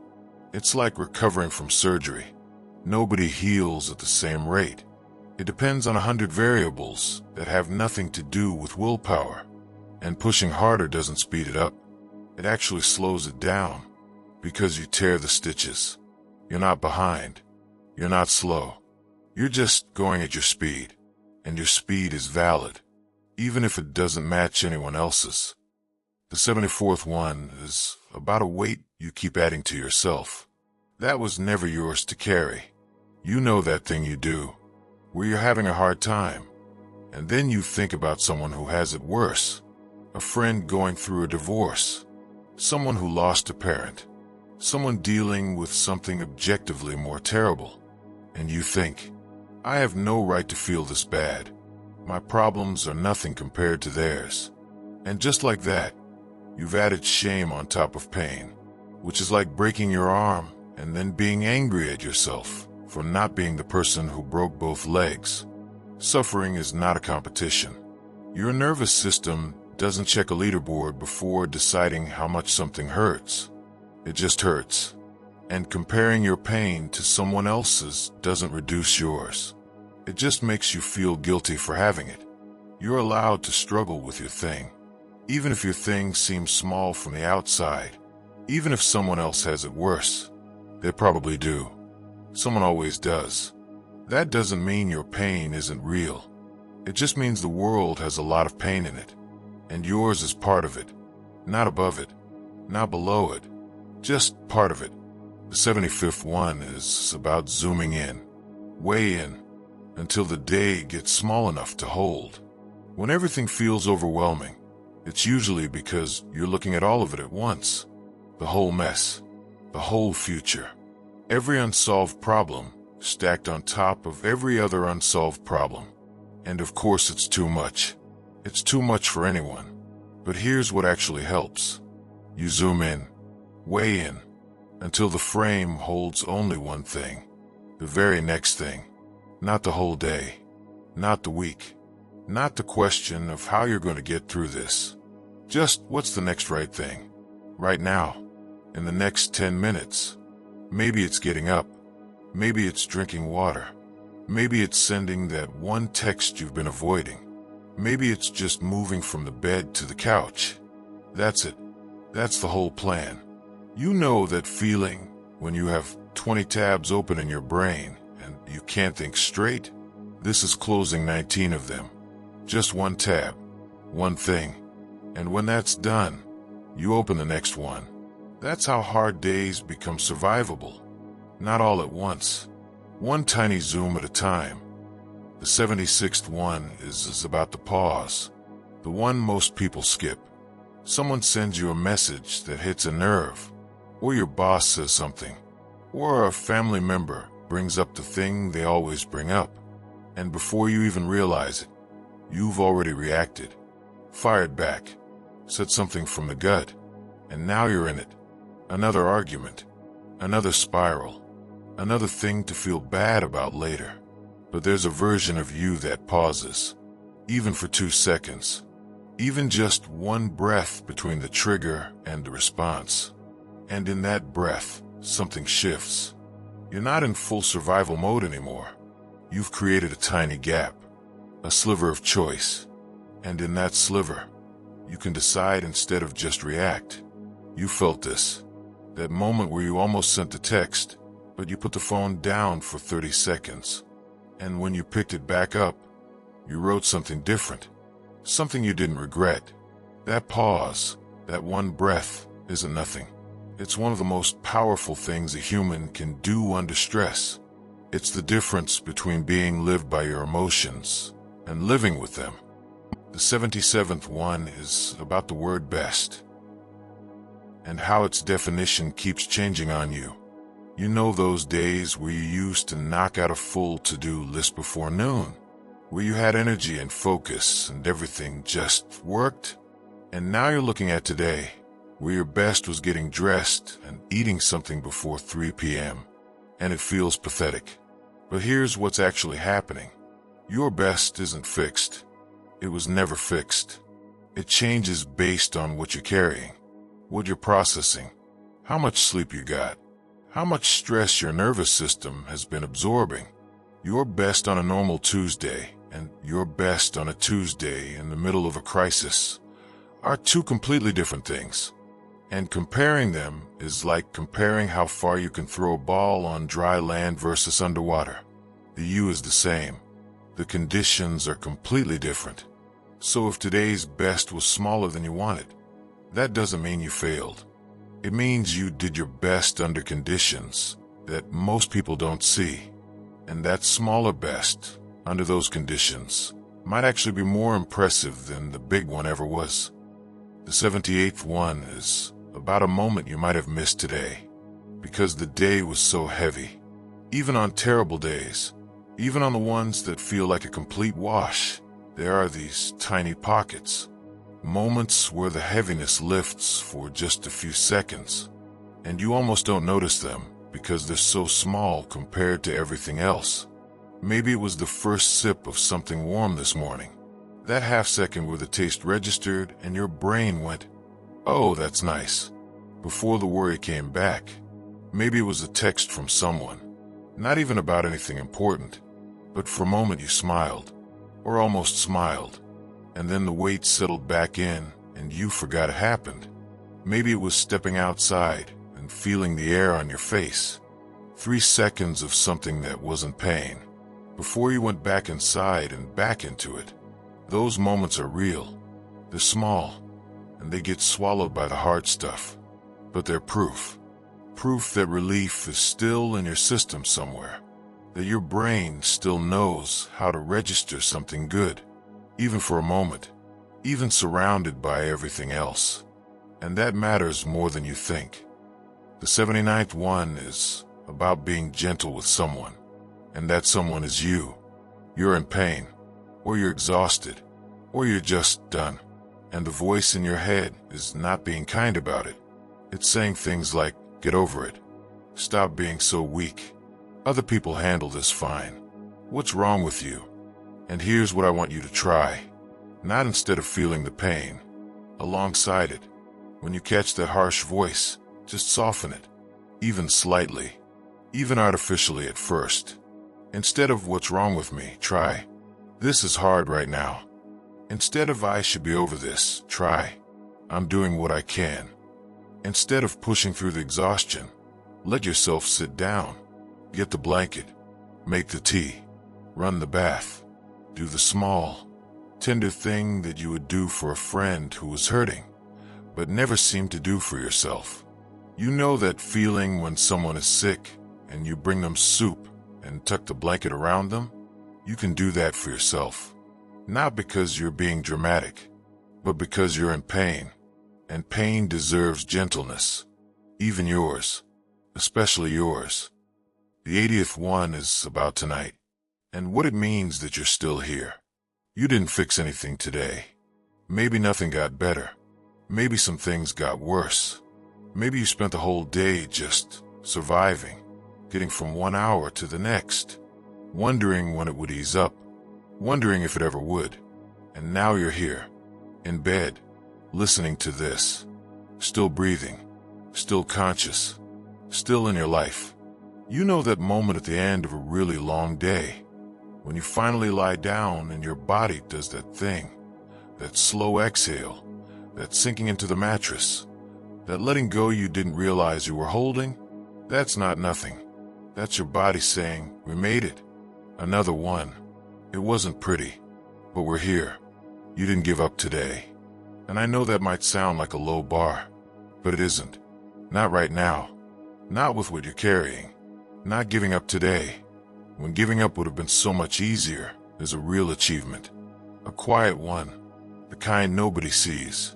But you know it happened, because you're here, listening to this sentence, which means you chose to keep going. And that is enough. For today, for tonight, for right now. The 81st one is about your reactions, and why they make more sense than you think. You've probably had that moment, where you reacted to something and immediately thought, "Why did I do that? Why did that hit me so hard? Why am I this upset over something so small?" And maybe someone even said it to you. "You're overreacting. It's not that big a deal. Calm down." But here's the thing. Your reactions aren't random. They're not coming from nowhere. They're shaped by everything you've ever lived through. Every experience. Every loss. Every time you were let down or hurt or left. Your nervous system has been taking notes your entire life, and it responds based on the full file, not just today's page. So when a friend cancels plans and you feel a wave of rejection that seems way too big for the situation, it's not about the canceled plans. It's about every time someone disappeared, every time you weren't chosen, every door that closed without an explanation. Your feelings make sense.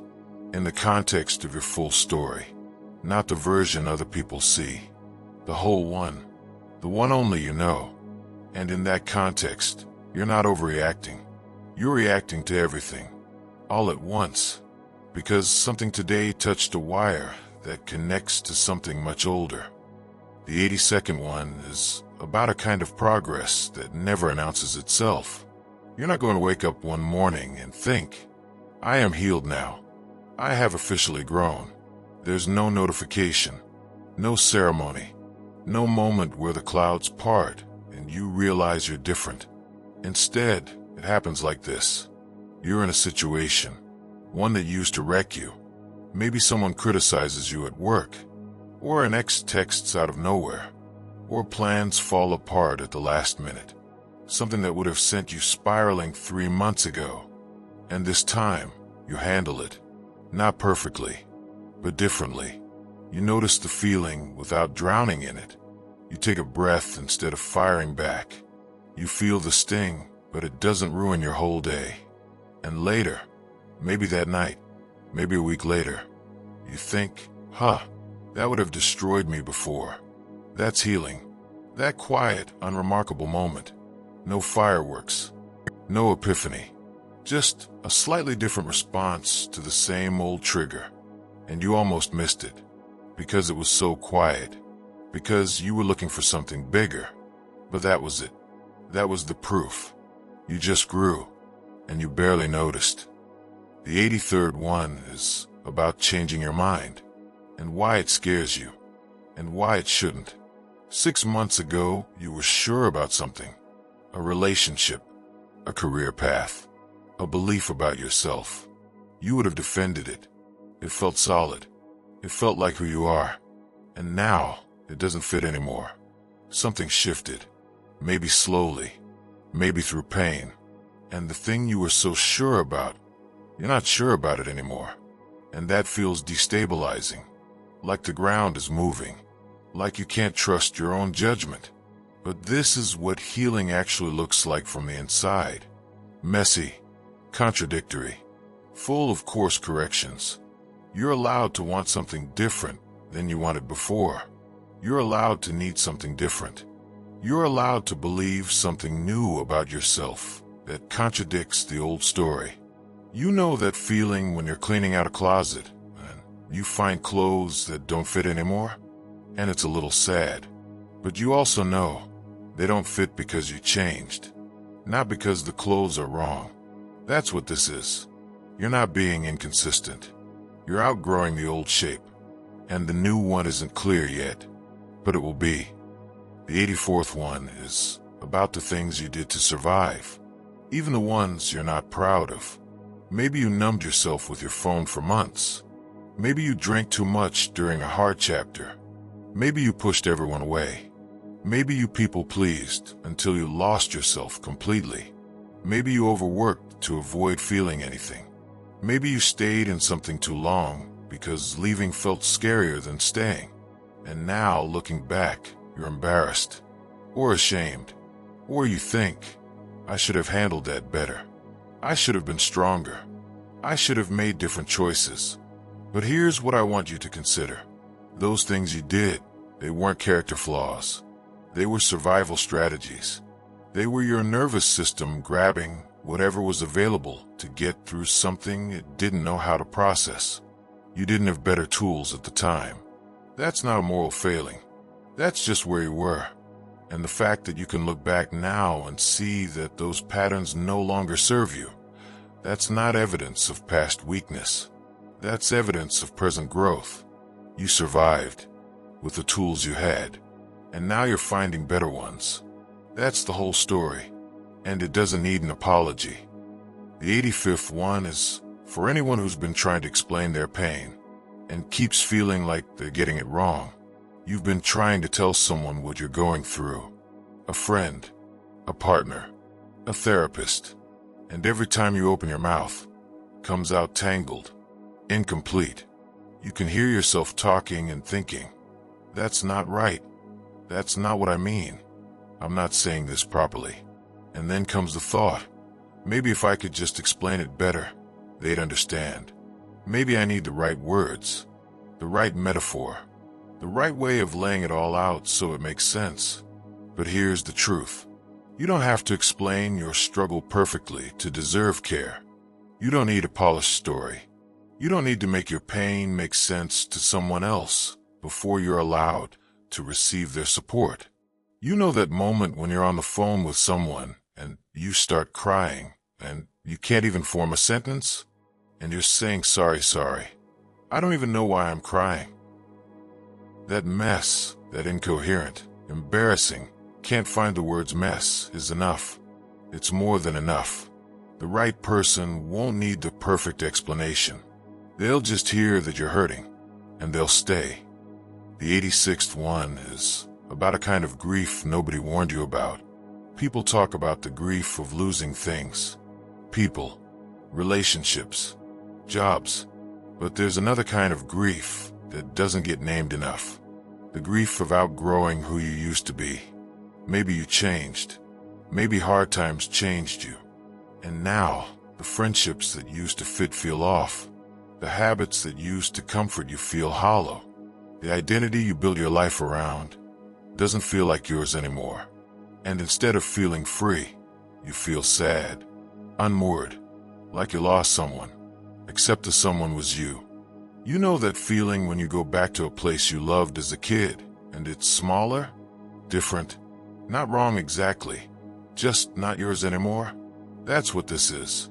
You outgrew something, and the outgrowing was necessary, but it still hurts, because you liked who you were there, and you don't fully know who you are here. Not yet. That sadness is real. It's not a sign that you made a wrong turn.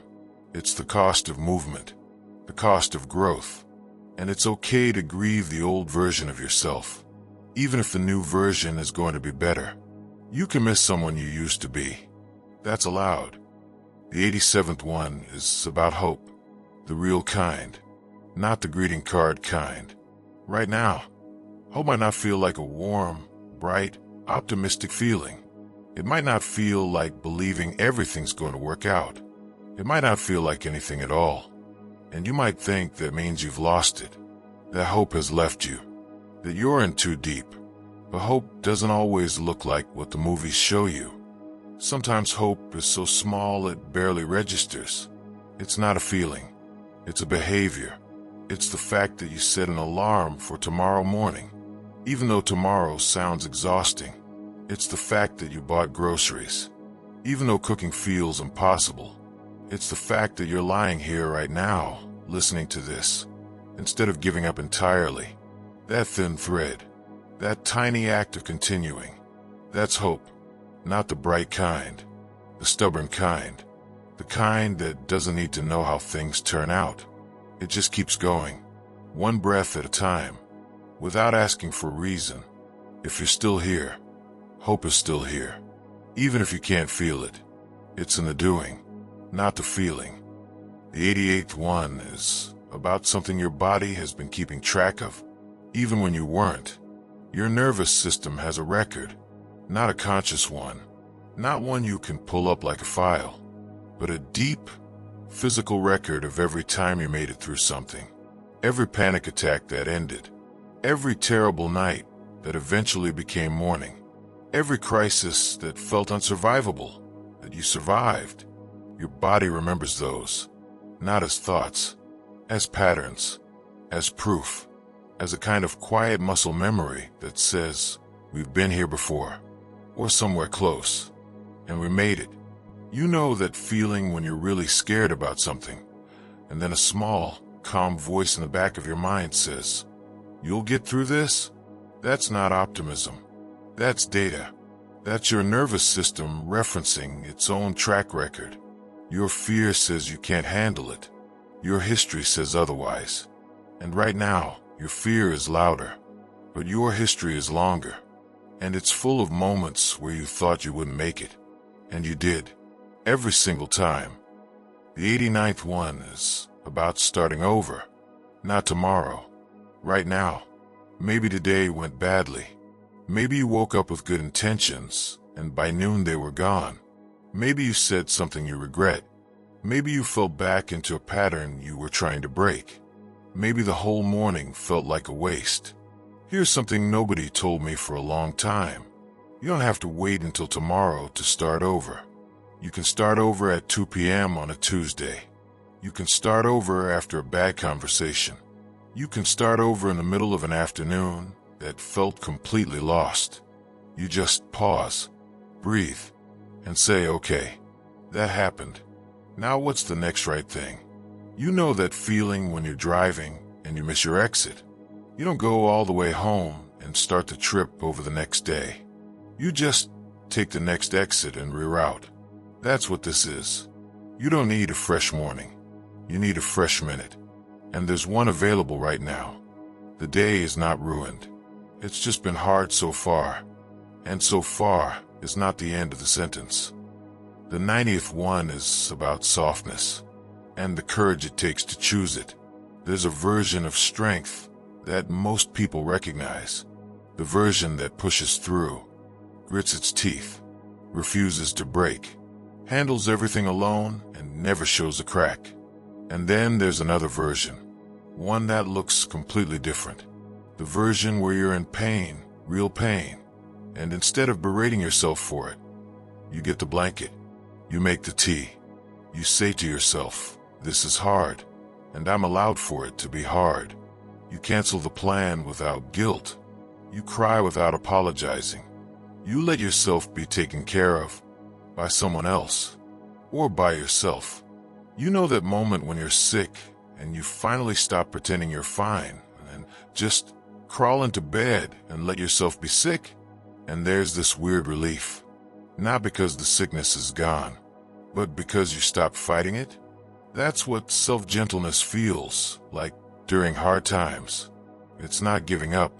It's putting down the whip and picking up something softer and saying, I am still worth caring for. Even now, even like this, even at my worst. That takes more courage than pushing through. It just doesn't look like it from the outside. The 91st one is about the words you think you need, and the ones that are actually enough. Maybe you've been sitting with someone, a friend, a partner, a therapist, and they ask you how you're doing. And you want to answer honestly. You want to explain the whole thing, the layers, the complexity, the way it sits in your chest differently than it did last week. But what comes out is, I'm just tired. Or, I don't know. I'm not okay. And then you feel embarrassed, like that wasn't good enough. Like you should be more articulate about your own suffering. Like you need a better vocabulary for pain before anyone will take it seriously. But you don't. I'm not okay is a complete sentence. It carries everything it needs to carry. And the right person, the person worth telling, won't need you to dress it up. They'll hear it. The same way you'd hear it if someone you love said those 3 words to you. You wouldn't ask for a better explanation. You just move closer. You know that feeling when a little kid falls and scrapes their knee, and they just look at you and cry. They don't explain what happened. They don't describe the pain accurately. They just show you their face, and you get it. That's all that's needed right now. Your face, your truth, however small the words are. The 92nd one is about a race we already talked about, but I want to come back to it because it keeps hurting people. You see someone your age buying a house, getting promoted, getting married, having a kid, launching a business, looking like they have it together, and you're over here, trying to get through the week, try to get out of bed consistently, trying to remember to eat something that isn't cereal at midnight. And the gap between where they are and where you are feels like evidence. Evidence that you fell behind, that something went wrong, that you missed a window. But you didn't miss anything. You were dealing with something. You were surviving something they might not know anything about. And the path you're on, the slower, harder, less photogenic one, is still a path. It's just yours. And it doesn't follow anyone else's map. You know that feeling when you're on a road trip and someone in the car says, we should be there by now. And it adds this pressure to the drive that wasn't there before. That's what comparison does. It puts a clock on something that doesn't have one. Your healing, your growth, your life. None of it has a deadline. You're not late. You're just in transit. The 93rd one's for anyone who feels guilty about being tired. You keep thinking, I should have more energy for this. I used to have more energy. What's wrong with me? Other people are handling their stuff and working out and socializing, and I can barely make dinner. And underneath that, there's this fear that being this exhausted means you're weak, that needing this much rest means you don't have what it takes, that the tiredness is proof of some fundamental flaw. It's not. It's proof that you've been carrying a lot for a long time, probably longer than you realize, and your mind and body are telling you, we need to put some of this down for a minute. You know that soreness you feel the day after you worked out harder than usual? Nobody calls that weakness. Nobody says your muscles are flawed because they ache. They ache because they did something. They carried something, and now they need time. That's you right now. You're not weak. You're sore from carrying something heavy. And rest isn't the opposite of strength. It's what strength requires to keep existing. The 94th one is about a version of you that you might be ready to thank and then release.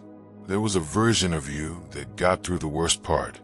The version that shut down emotions because feeling them would have been too dangerous. The version that said yes to everything because saying no felt like a risk. The version that stayed hypervigilant because letting your guard down once burned you. The version that performed being fine so convincingly that even you believed it. That version saved you. They really did.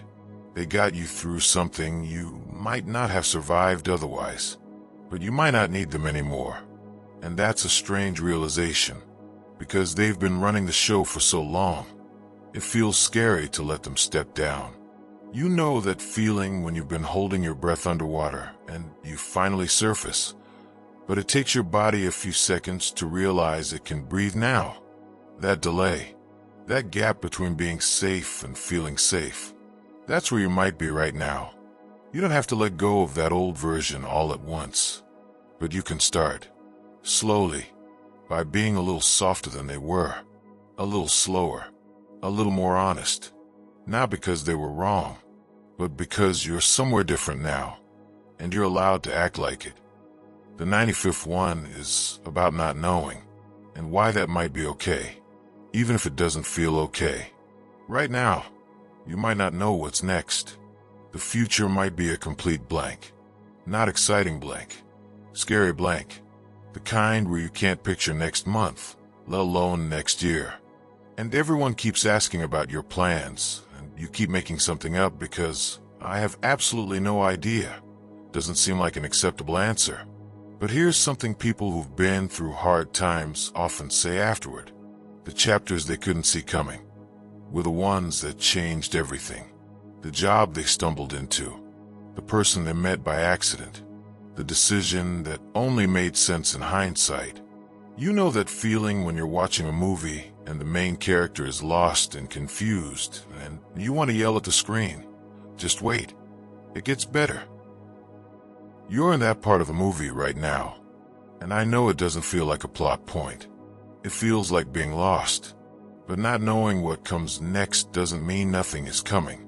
It means it hasn't revealed itself yet. And sometimes, the things that haven't revealed themselves yet are the best ones.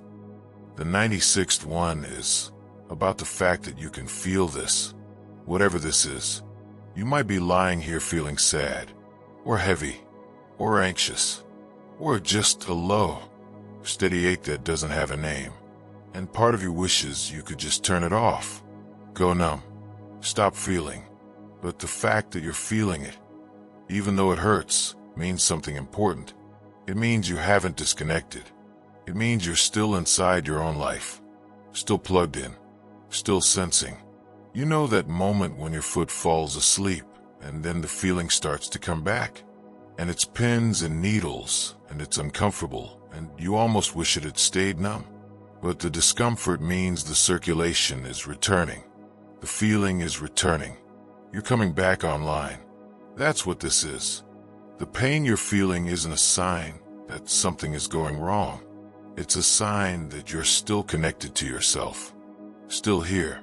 Still alive inside your own story. And that's not nothing. On the hardest nights, that might be everything. The 97th one is about something you might not have given yourself credit for. So I'm going to do it instead. You survived something. Maybe you're still surviving it. And you keep waiting for it to feel like an accomplishment. For someone to notice. For it to count in some way that the world recognizes. But nobody gave you a medal for getting through last Tuesday. Nobody clapped when you made it through that conversation without falling apart. Nobody saw the moment in your car when you sat there and stared at nothing for 10 minutes and then went inside anyway and did the thing because it had to be done. You know those nature documentaries where a tree grows out of a crack in a rock and the narrator says something about resilience and perseverance? That's you. Except nobody's narrating your life. Nobody's watching in awe. You're just doing it. Quietly. Without an audience. But I want you to know, you're allowed to be proud of that. Even if nothing is fixed yet. Even if things are still hard. You endured something. You're enduring it right now.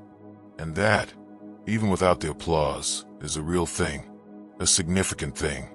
Your thing. The 98th one is about small comforts. And why they're not silly. They're science. That warm mug you hold with both hands. That one blanket that's softer than all the others. That song you've played 40 times this month because it does something to your chest. That candle that smells like something you can't name, but it makes the room feel safer. These things feel indulgent, trivial, like you're being childish for needing them. Like a real adult would just deal with things without a comfort blanket and a scented candle. But your nervous system disagrees. Warmth on your hands sends calming signals to your brain. Soft textures reduce physiological arousal. Familiar music regulates heart rate. Pleasant smells activate the same neural pathways as feelings of safety. These aren't luxuries. They're inputs. Your nervous system is listening to every sensory detail of your environment, and when it picks up warmth and softness and familiarity, it goes, okay, this is safe. I can stand down a little. So make the tea. Get the blanket. Play the song. You're not being dramatic. You're medicating your nervous system with exactly what it needs. And it's working, even if you can't tell. The 99th one is for the part of you that thinks you need to feel better before you can keep going. You don't need to be positive right now. You don't need to believe it's going to be okay. You don't need to feel hopeful or grateful or inspired. You can feel doubtful, frustrated, exhausted, numb, all of it, and still keep going. You know those days when you go to work and you're not into it at all. You're tired. You're distracted. You don't care about a single email, but you sit there. You do the thing. And by the end of the day, it got done.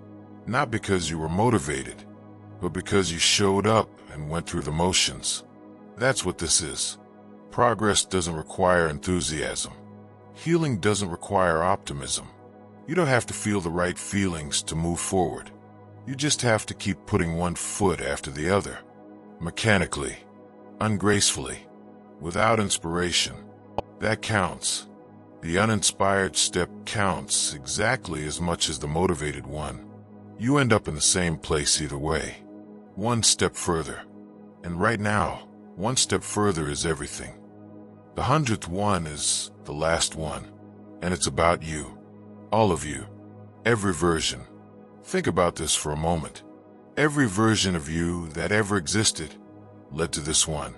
The kid who didn't understand what was happening, but kept going anyway. The teenager who carried things they shouldn't have had to carry.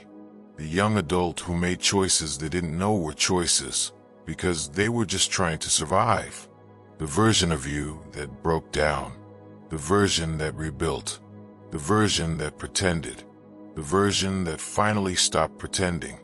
Every single one of them did their job, imperfectly, messily, with the wrong tools and the wrong information and too little support. But they did it. They carried you, hand to hand to hand, through every hard chapter, every impossible night, every moment where giving up would have been easier. And here you are, at the end of this, still breathing, still listening, still here. You know that relay race where each runner carries the baton as far as they can and then passes it to the next. That's what happened. Every past version of you ran their leg. Some of them stumbled. Some of them crawled. Some of them barely made it to the handoff. But they all made it. Because you're here, holding the baton right now. And that is quietly extraordinary. Not loudly. Not dramatically. Not in a way that'll make headlines or get applause. But in the way that matters most. In the way that says, through everything, through all of it, you made it to this breath, this heartbeat, this exact now. And whatever comes next, you'll make it to that one too. And now you've arrived. 100 quiet truths. 100 small reminders that hard times are not the end of your story. Just a difficult chapter in the middle of it. You've done enough for one night. More than enough. You've listened. You've stayed. You've let some of these words land in places that needed them. And now it's time to let go. The hard thing will still be there in the morning. The weight, the uncertainty, the questions without answers. All of it. But you'll be a little different. A little more rested. A little more held. Not fixed. Not cured. Just carried. By sleep. By the quiet work your brain is about to do. By the simple fact that you chose to be here tonight. Instead of fighting the dark alone. Let that be enough. Let tonight be enough. Let you be enough. Your breath is slowing now. Maybe you've noticed. Maybe you haven't. It doesn't matter. Your body knows what to do. It's been doing it your whole life. Through every hard night. Through every impossible morning. Through everything. It's still doing it now. So let it. Let your shoulders drop. Let your jaw go soft. Let the thoughts thin out like clouds at the edge of the sky. They'll be there later. You don't have to hold them right now. There is nothing left to do tonight. Nothing left to solve. Nothing left to carry. Just this. Your breath. Your body. The quiet dark. And the slow, heavy pull of sleep. Reaching for you like an old friend who's been waiting up. Let it take you. And if you're still awake, that's okay too. Some nights need more time. Some minds unwind slowly. There's no rush. There's no wrong way to do this. If you'd like to keep drifting, there's another video waiting for you. It's about healing. 100 quiet facts about how the human body and mind repair themselves. How wounds close. How bones rebuild. How the brain rewires itself after damage.